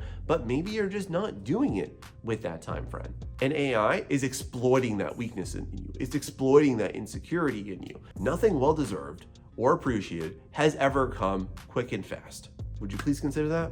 Now, have you ever been seduced by the temptress and seductress of efficiency? Now, there's real polarizing opinions on AI as a shortcut, but realistically, what does that even mean? Have you ever considered or even heard that AI could potentially be your middleman for creativity, that it could be your midwife to bring forth your creations, or that it's potentially some type of advantageous avenue to you just doing things better and faster? But have you considered why your need for speed is actually robbing you of your potential? Because one thing I'm gonna let you know, friend, is that your need for efficiency is your deficiency. And that is your obstacle to success. And what I see from so many artists is that they're trying to find a new shortcut. They're trying to not do this or not learn that and not invest the time into this because what they want is just get it out, get it done, knock it out. And what you're doing there is you're programming yourself out of the real shortcut. And the real shortcut here, y'all, is work. If you don't work for something, work will produce a shortcut for you. Working on your artwork for a sustained period of time is going to grant you everything that you want. Working on something and laboring towards it is actually going to bring you all of the peace and the success and the joy and fulfillment that you want to get. You will get efficiency, you will get speed, you will get knowledge, you will be granted wisdom, you will get everything that you want, but it has to come from something hard-won. It's not just going to be given to you ever in anything in life. From my personal example, I can tell you that from all of my years of doing art and teaching art and mentoring other people, I know what tools will work best for different scenarios. I know some quick little things that I can do that will make big impacts. I know how to create updates for my clients so that it looks like I did a lot of work, but I actually didn't do that much time put into it. I know how to create resources for people, and I know where to go and find them, and I know how to guide others. Work and time blend together to create an amazing recipe for an amazing artistic future that I think you're capable of achieving too, my friend. What I want to let you know, friend, is that work is always going to be the shortcut, and AI is not ever going to guarantee you more work. It's actually going to take away work from you because it is the thief of your destiny. Now, I want to let you know why artists are never going to go anywhere, because we've been around since forever. But AI's propaganda is really making you think and question that. I want to ask you, have you ever been pressured into using AI? And if so, where? And that all contributes to this really toxic mentality of adapt or die. And I always question that, and I'm going to encourage you to do the same thing too, because I really want to challenge that. What do you think you're going to adapt to? Because here are some really hard facts that you really need to consider before you really hop on that bandwagon. First off, I guess you're going to want to adapt to the poorest pricing in the market. Every single AI-based work out there is the poorest of poor, the cheapest of cheap, and it's never going to be regarded as anything more because if you've never heard this before, it's not about how fast you do it. It's not about how well rendered it is. It is about the appreciation of your labor. And just saying it here, because if AI is all about speed and efficiency and quick results, then it basically is worthless. And if you talk to anybody that's trying to sell their AI artwork, boy, they'll tell you that they really earn those $15 commissions because they'll never supersede that. Also, there's a massive growing disinterest in all communities between artists and non-artists alike. More and more people are growing totally sick of this. And if you see reports, if you read, anything that's not just shoving AI propaganda down your throat from any news articles, you will continue to learn this, and this is only going to get worse in time, is that apparently you want to adapt to people just hating your stuff and ignoring you. Because that's what every AI user is starting to see, is severe downturns in their traction, in their reach, in their actual eyes on their works. Also, I guess you might want to adapt to a ballooning community of AI users that are completely unsuccessful on all platforms. So if you take a look at everybody that was lulled into, creating AI products to sell, they're not making much money, if at all, anymore nowadays. I have this shadow account where I actually follow AI communities, and it's funny to me how many of them will say that they're so much better than us as artists, but they're all complaining that nobody buys their products and nobody's buying their stuff and no one's commissioning them, even though they thought that they were so grand and superior to artists. Also, if you've never heard this, but there's been a lot of studies coming out lately showing that actually using AI in the title of your product or advertising it as anything involving AI actually creates mistrust in the customer base for it. People are wholly avoiding these products and they're staying away from it. And I mean, just to be honest, it seems like that's the buzzword of 2023 and 2024 so far. I literally saw a bag of cat food that said enhance with AI, and I was like, what? How? That's so stupid. Also, I guess you'd want to adapt to technology where literally every major company that's wholly investing into AI has shown major plummeting stock drops. So I guess you'd want to adapt to continuous poverty and failure, right? But I just want to combat this because there's plenty of artists that are rocking it. They're doing amazing stuff just like you and just like you want to be. Just for example, I follow an Instagram artist who paints in gouache, not even digital art, in gouache, and do you know what they paint? It's not fantasy, it's not D&D, it's not anything big and trendy. They paint mushrooms and flora and fauna. And guess what? They are killing it across all platforms and they make lots of money on what they're doing, and they're a sustainable professional artist. And I just look to that and I just think, if they can do that, why can't you? Why can't you make it? Why can't you get in with the companies that are good? And are companies going to attempt to utilize this technology? Yes, because it seems like it's the right thing to do for them.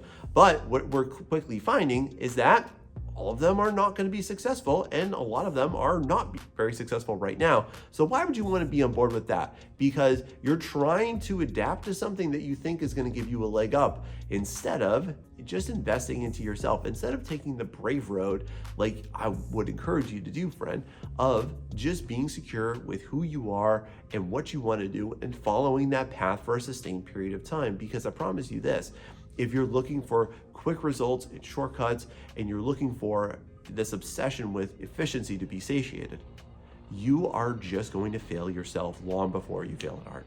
I don't want that for you. All right, I'm gonna get heated about this one here because I think that it's come time for this to happen. Can we please draw a line in the sand and clarify this major concern about AI? And I wanna ask you, have you ever heard the excuse or the rhetoric of AI art is just another tool? And I want to challenge that by asking, a tool for what? And what I'm poking at here is just this fact, is that a tool serves the purpose of a creator. And in using AI, AI is not a tool, you are. It doesn't need you to function in the same way that if I have a pencil in my hand, it won't do anything if I just drop it. But just to be real, AI can do anything without you. It doesn't need you, you need it. And therefore, that establishes AI as a leech because it's literally sucking the life out of you and your originality. Have you considered that? And what this also ropes into is this concept that's been really misinformed and propagated, which is that AI is a tool for imagination. And I really need to clarify this as somebody that's heavily researched on this topic. What creativity actually is channeling your lived experiences. What creativity actually has to do with how you insert your interpretations and understandings of the world. And creativity always involves how you imbue your personality and your life perspectives. And this isn't just big brain concepts. Like literally, if you put an apple in front of 10,000 artists, you will get 10,000 variations of it because of how they look at things. And that therefore contributes to what you might call originality, even though you might think, well, originality is dead and there's nothing anymore. But here's what I offer to you instead is that if you look at this from a humanities perspective, which it is, then you have to understand that the only way that you'll ever bring out the best version of you is investing into you. The only way that you're ever going to bring out the best version of your art is solely investing into your art. And just to give you some suggestions, I'm not going to leave you in the dark here on this, but I'm going to tell you this, like if you're feeling lost or you're feeling like you just don't know what you're doing, here are some basic things that you should focus on. First and foremost, I'm going to say this, and I call it all the time on people when I work with them, but references. Most artists totally suck at actually getting references. And it just seems like this is a topic that everybody's in the dark about. You know, you just gather like 2, 3, 4, 5 references and then you go to make an artwork and then you hate it afterwards. That's why. If you want a whole video on this topic, by the way, let me know down below because I'm happy to make that one. But that's a big thing too. Like that's your reference collection before you beginning and your pre-planning is the major cause of your demise artistically. And also, like, are you fully investing into your ideas? A lot of times people think that they have an idea, but they don't actually sit there and invest into the idea and really carving out exactly what they have to do. And what you'll find is that AI does not gift you creativity, it bleeds you of it.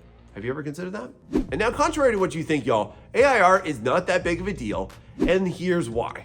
Now, for you as an artist who's looking at people that are heavily investing into AI and they're trying to use it and they're using it more and more and more in the workflow, and you're like, should I be doing this too? And if you're thinking about, oh, I have to compete with these people, you just haven't realized what your superpower is. I'm gonna let you know in this video. And you're gonna be looking at the people that are using AI as your competitors. But one of the things I wanna urge you to do is just to slow down and just realize that they are not creators. And AI did not produce any new creators, nor did it encourage authentic creation. And when we take a look at like what you're doing, whenever you're utilizing any form of AI image generation technology, what are you doing? You're making decisions about just what the base end product is. You're being presented with, here's an image, here's the end product, here's the thing. But that's not how it goes when you are creating. And the same thing goes when you're just using it to like upscale an image, or you put some lousy drawing into it and it like makes it look fully rendered.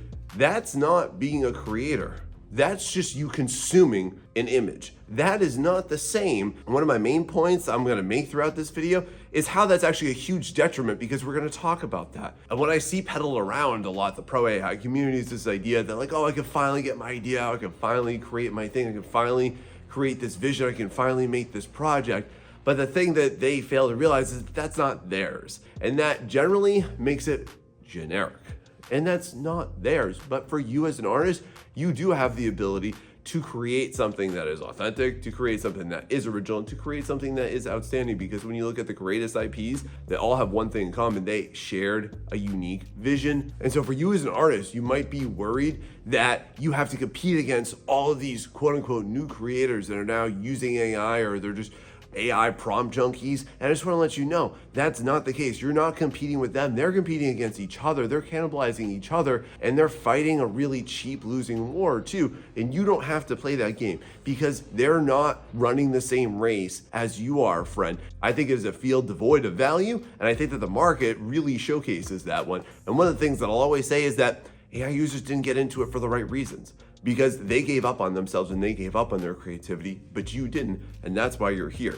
And so therefore, the only people that were actually encouraged by AI to actually be creatives and be creators like you and me are just the people that were disappointed in AI and learned how to draw anyways. You ever consider that? Now, since AI is promoted as some type of a tool for artists, and I think that's accurate because it's a very oppressive and exploitative tool, but nonetheless, let's examine that for a moment. And then it's also likened a lot to a lot of other technological innovations throughout time. So let's examine that for a hard second here, and it's going to expose a very hard truth, which is, first off, when you take a look at Photoshop, when you take a look at photography, when you take a look at 3D sculpting, when you take a look at photo bashing, and now we have AI being introduced into the mix too. And all of these were regarded as big technological innovations? Absolutely, they certainly were. Absolutely, they revolutionized the way that people's workflow changed. Absolutely, did they make it easier for certain professionals to do certain things within a certain time frame? But here's the big thing that all AI users really don't understand. It didn't lower the bar. It didn't actually make it any easier for anybody to become an artist. Because even with all of those I just mentioned, photography didn't make it easier for people to have good composition. Photoshop didn't make it easier for anybody to have good color theory. 3D sculpting didn't actually make it easier for anybody to understand really good vehicle and concept design. Photo bashing didn't make it any easier for anybody to make more believable paintings. You always had to have these base skills. You always had to have these foundations that were always in place and have been in place for literally hundreds of years. And even if you regard AI as some type of innovation, we're gonna talk today about why that actually didn't do anything for you. At the core of what creates a great, compelling image, it's still the same exact basics, and you still have to have the same exact hustle, and you still have to have the same exact foundations. And this is why I see AI users suffering from these infernal delusions that somehow it made it easier for them to be an artist, when realistically, they're gonna dump out for the same exact reasons that artists do, and we'll talk about that later today too. And this is at the core too of why you just cannot reason with any AI user on why their images aren't great, why their style, if you want to call it that, isn't good, because they don't understand what actually creates a good image. But you as an artist, you've got a major leg up. You do understand it. You have labored for this, and that is a major benefit to you, my friend. And that's something that AI image gen users will never understand, and it's partially the reason why they lose massive respect within all art spheres. You ever notice that? Now let's talk about a pretty big issue, and I see this come up all the time, and I see this on pretty much every video I post about AI, even though I only do this once a month. But are you currently panicking about where to post? Do you feel like AI users and AI image gen tech has stolen your user base, or has stolen your views, your audiences? Are you concerned that you're just gonna post all the time and no one's looking at yours, and that you're getting crickets? And then you somehow feel dejected, and then now you're gonna somehow feel like, well, what's the point? Why should I even make art? Because nobody's gonna see it and nobody's gonna like it, and I'm never gonna get that exposure. But pause for a second here, because one of the things that I've kind of picked up on is, why has AI image gen tech exposed an extreme media addiction? And what I mean by that is, when I see artists really deeply affected by their lack of audiences, have you ever stopped for a second and just said, why does that matter? Why do you need an audience? Why do you need somebody to come along and tell you, good job? Why do you need somebody to just hit artificial thumbs up button to tell you that you are on the right track, that you can be a creator, that you are an artist? Why does that matter to you so much when we're just simulating interest? And I think what this all relates to is that I see a lot of artists feeling dejected about this. But like I said, like, why do you need that audience? Like, if you're just making artwork, then please share it. It's okay. You can go ahead and do that. And one of the things I'm gonna offer you, just think about, is like, why are you not appreciating even the few people that actually enjoy your work, that do support you? If you're looking for support, you're probably getting it from some people. You're just not appreciating it from them. And then the other thing that brings to mind is, like, what's your focus for it? Like, why do you need to have that user base? Have you ever thought about that? Because unless you're pushing a hard product, you don't need to have any type of viewership. And just to put this into perspective for you, I promise you this, there are no scouts that are just endlessly toiling and scrolling through the For You page on Instagram, like, where is the next great artist? Oh my God, I can't find them. Where are they? They're all these AI user junkies. That's not the case. And if you are only going to create based on the artificial likes and comments and all this and these vanity metrics, then that's gonna expose a much bigger issue. And I do plan to talk about that in a minute. And the hard part about that is that that's the same reason why AI users often get into image generation. They want that attention. And I just want to urge you, friend, please don't be like that. But instead, if you had a positive version of, like, what do you want? Like, if you just want a community, there's loads of communities out there. Listen, friend, I'll go ahead and I'll show you where to go, how to interact with people, and how to be a great artist. And listen, if that sounds like you want to sign up for that too, make sure that you hit that like and subscribe button. And if you're enjoying this and this is helping you, please share it with somebody that you know, because I really want to help people just like you. But my friend, if you've been struggling with this, let me just tell you, you can still find audiences. You can still find communities.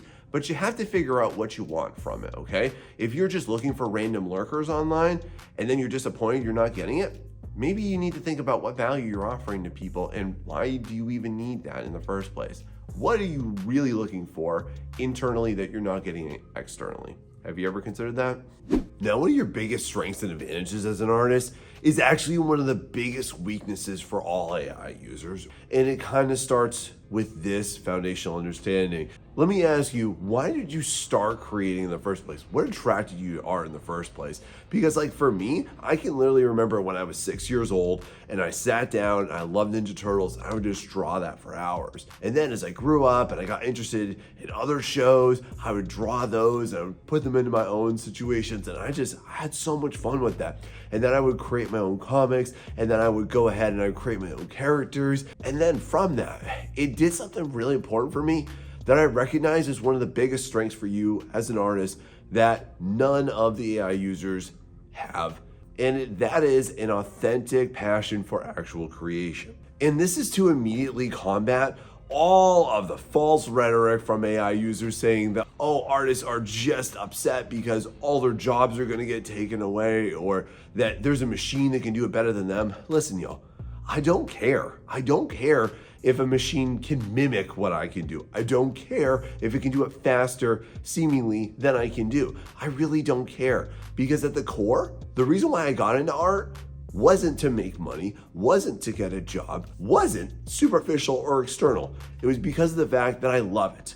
And I don't care whether or not a machine can pretend to do what we can do, or that it can pretend to imitate your style if you're afraid of that. I just don't care about that. But that is the biggest detriment to all AI users, is that they didn't get into image creation for the right reasons. And everything and every reason that links back to why did they start in the first place, always, and they get so mad at me when I say this, but it's the absolute truth, it always leads back to money. It's I don't want to pay an artist, I didn't have the financial means to start my project, or oh, it's available and it's free, so I might as well do it. And that's all economic based. And listen, friend, whether or not economics work out in my favor or not with this, I'm still gonna create, and you're probably going to too, right? Whenever I say things like, oh, they're not real artists, but you're a real artist, that's the core of it. Do you love to create for the sake of creating, or do you love to create for the sake of what you're gonna get out of it? Because I create for me. When I work with clients, I do it for me. And that's the key thing, is where you get your value from. That is such a massive advantage that AI users will never have. Because if you ever have the opportunity, go look around their subreddits, go look around their Discord servers.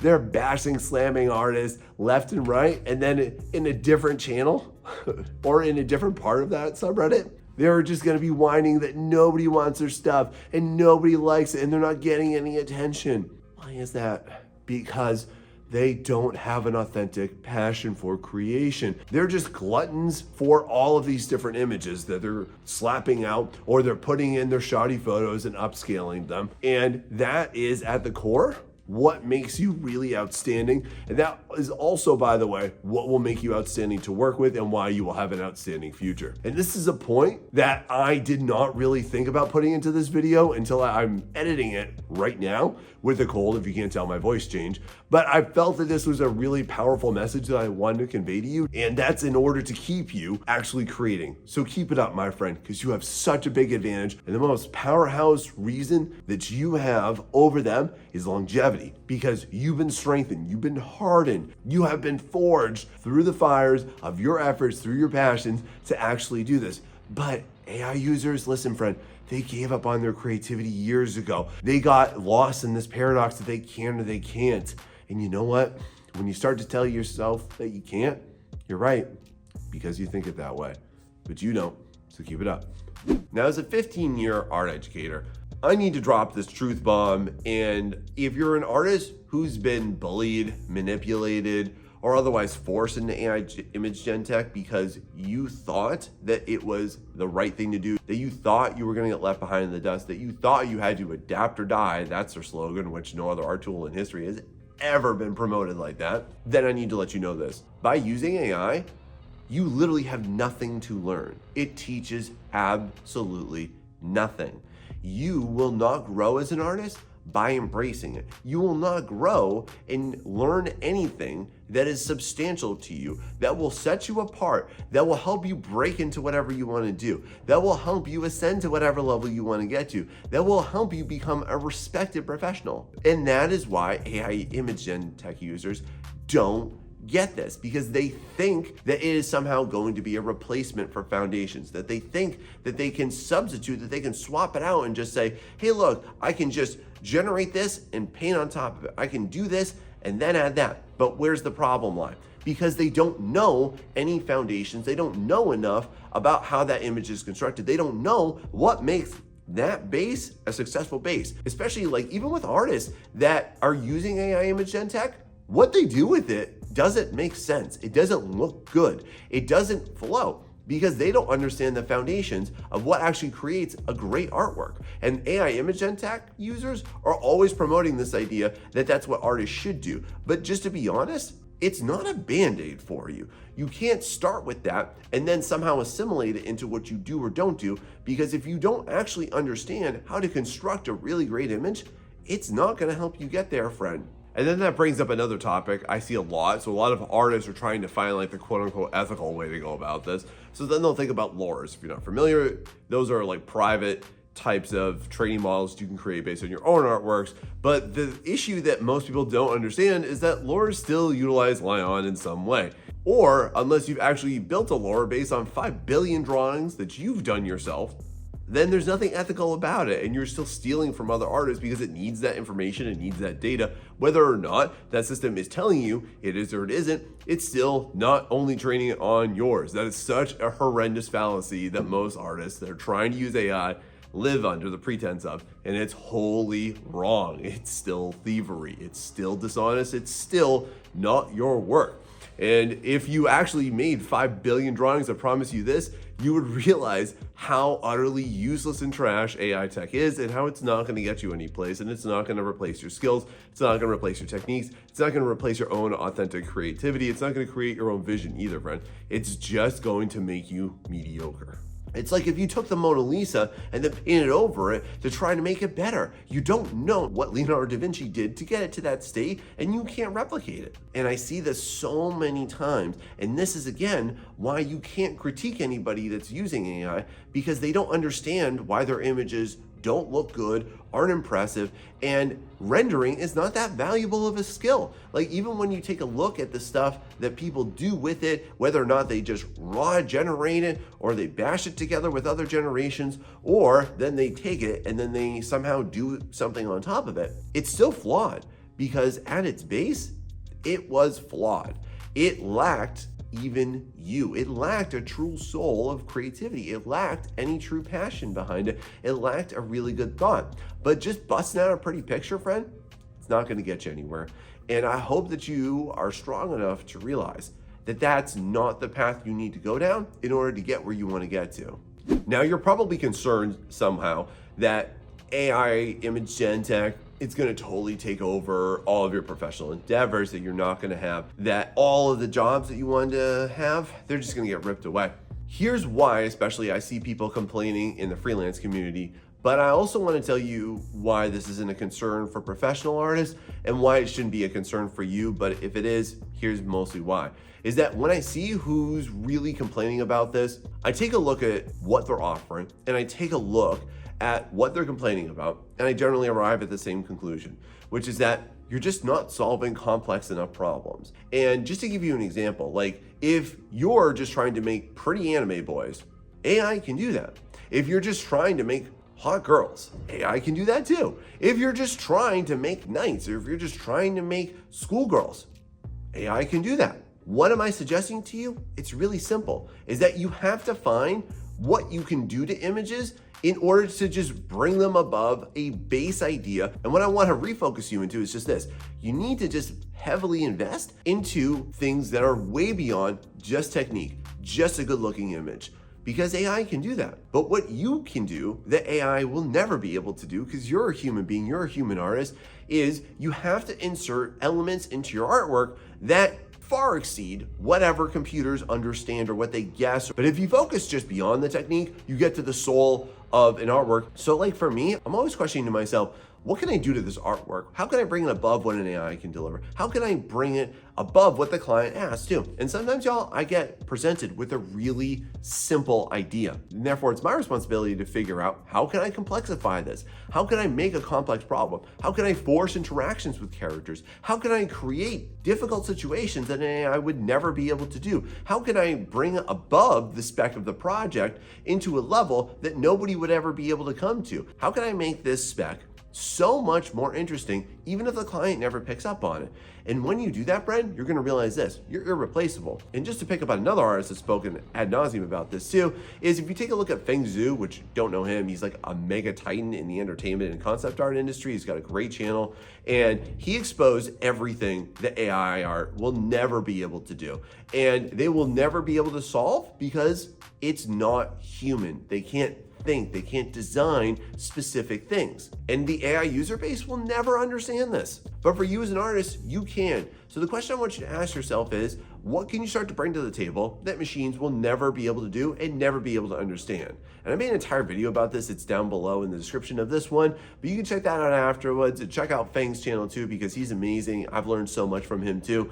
But from this, I want you to understand there will always be art jobs, but you have to make sure that you're offering beyond just solving basic problems. Have you ever heard about that? Now, one issue I definitely can't overlook here is how artists are feeling about the introduction of AI image gen tech, and how it's affecting their mental state, and how it's impacting their desire to create or not create. And has this been you too? Like, have you felt like ever since this came on the scene, you just want to hide, you just want to be a little hermit, you're thinking about just giving up, you're just throwing in the towel, right? Is that you? Well, here's what I want to let you know, friend. The current AI user base, they're going through the same exact feelings, and for the same reason that you feel like you can't make it, it's the same reason why they won't make it either. And it exposes this issue that I've noticed for a long time, which is, just to be honest, not everybody can be a creator, but everybody can be a creator. And here's what I mean by that. AI tech has just exposed this issue, and it's been long-standing. It's nothing new. It's been around for thousands of years. But the AI user base, they're gonna quit for the same reasons that artists do. They're gonna blame social media, they're gonna blame their lack of engagement, they're gonna blame their lack of sales, and they're gonna blame the lack of access to it, and they're gonna come up with lame reasons why no one's interested in them or their products. And what this exposes is just the fact that not everybody is meant for this life. And what I mean by that is that art is not just a profession. Art is not just about getting paid. If you think it is, that's why you're struggling. And artists don't just create because they want money from it. I don't just do what I do because I get paid for it. I would do this even if I got nothing from this. And in fact, I did this for tens of years before I got paid for it too. And for all artists out here, you know what I'm talking about. This is a passion-driven field. And that's not happening for AI users. And it's never going to. Y'all, we have so many reasons to quit. And they're gonna feel the same insecurities, and they're gonna feel the same exact imposter syndrome. But the difference here is that you as an artist, you know how to deal with it. You know how to deal with those. You have built up resistance to it. You've calloused your mind and your emotions towards it, and you have the experience to lean back on, but they don't. And because of that, when they hit those walls, they don't have the fortitude that you've developed through hard work and hard labor. And I mean, just look at it like this, like, you can't even critique an AI user without them just blowing their lid, because it's not something that they know how to fix. But you do, friend, and you can figure it out. And regardless of where you live or what your economic status is, you have access to that because you built it for yourself. Isn't that awesome? Now, we all know that AI users love to boast about how everything is accessible and how everything was made ready for them and how easy it is to use it. And which, by the way, I don't even understand this, because they'll say that it doesn't take any time, but then if you really get into it, they'll say it takes a lot of time. And then they'll say that it's really cheap, and then it's not cheap. I don't understand what they want. I don't think they understand their own arguments. But considering that AI companies are annually losing billions and billions of dollars on top of the trillions of dollars that's being invested into it, which is not even close to being returned, this is not going to stay free. It's not going to stay accessible. And what I predict is going to happen, and it's kind of got the writing all over the wall for this, is that inevitably the AI user base is going to lose access to their precious little thieved tech. Because when that happens, and at the interest level that's been generated by it, ironically, it's going to be ripped away. And inevitably, it's not going to be available to mid or lower level enterprises because it's obviously being geared up to only be developed for big companies and big technology firms. It's not going to be made for the regular user base like you and I, friend. And that's the reason why it's not going to be as big of a threat to you as you want. And that's why, too, if you're afraid of losing jobs, just think about this. If you're afraid that you're not going to have any entry-level jobs, well, those entry-level companies and those entry-level positions are not going to be cheap for that company. And therefore, guess what? You'll be less expensive as an artist when you take a look at the annual cost of running AI. And by the way, can we not just expose just this basic idea and this basic truth? That if an AI user or somebody who's really heavily into this though, if they added up all their costs of really being invested in AI, it would be less than commissioning an artist, or it'd be less than hiring an artist, or it'd be less than an artist producing their book cover that they also wrote with AI that nobody will read to. But they just don't get that. They're like the people that have like 35 subscriptions and they don't understand why their credit card bill gets racked up like it does every single month because they never realized it. And this is going to cause a big rift when it happens because it's far too accessible. And people mostly use it just for silliness and just for memes and just for stupid TikTok videos. And at that level, they're not making any money, and they know that, and they're making way less than they could, should, and need to in order to actually, pay back their investors, which are getting nothing back from it currently.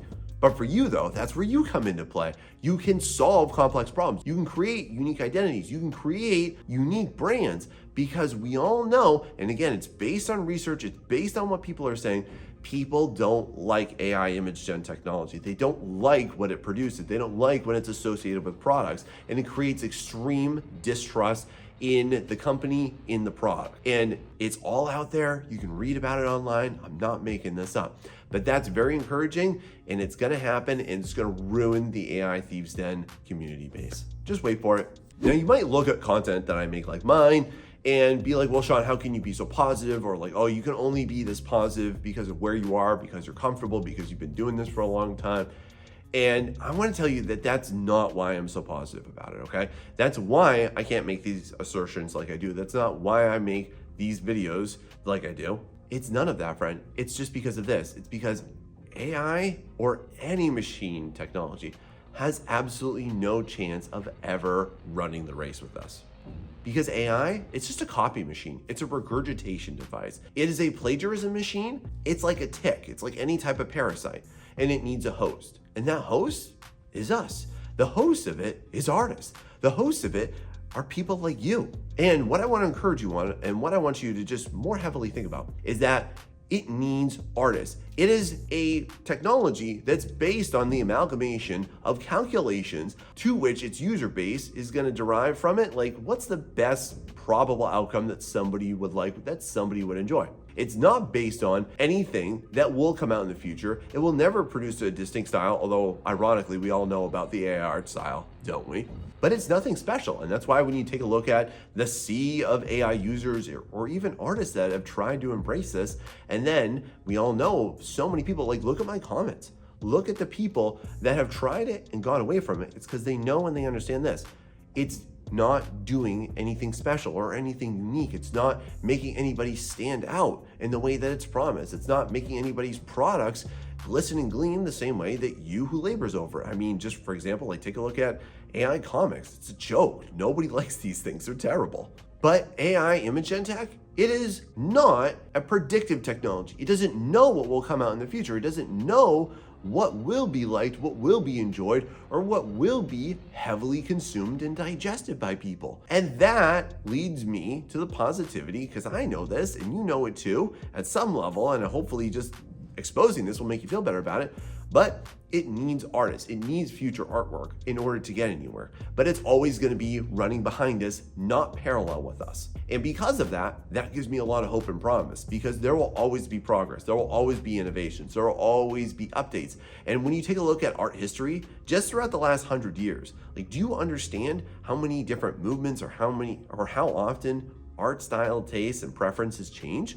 It's extreme. So how do you succeed from this? It's real simple. Move away from the generic stuff, because AI can do that. Again, solve more complex problems, make more complex images that have not just pretty renderings or over-rendered details, but actually have human elements, have human interactions in them, have some level of intense design that a machine just cannot figure out, because it needs us to digest that work in order to feed its glutton machine and then make some probable understanding of it that is completely unusable.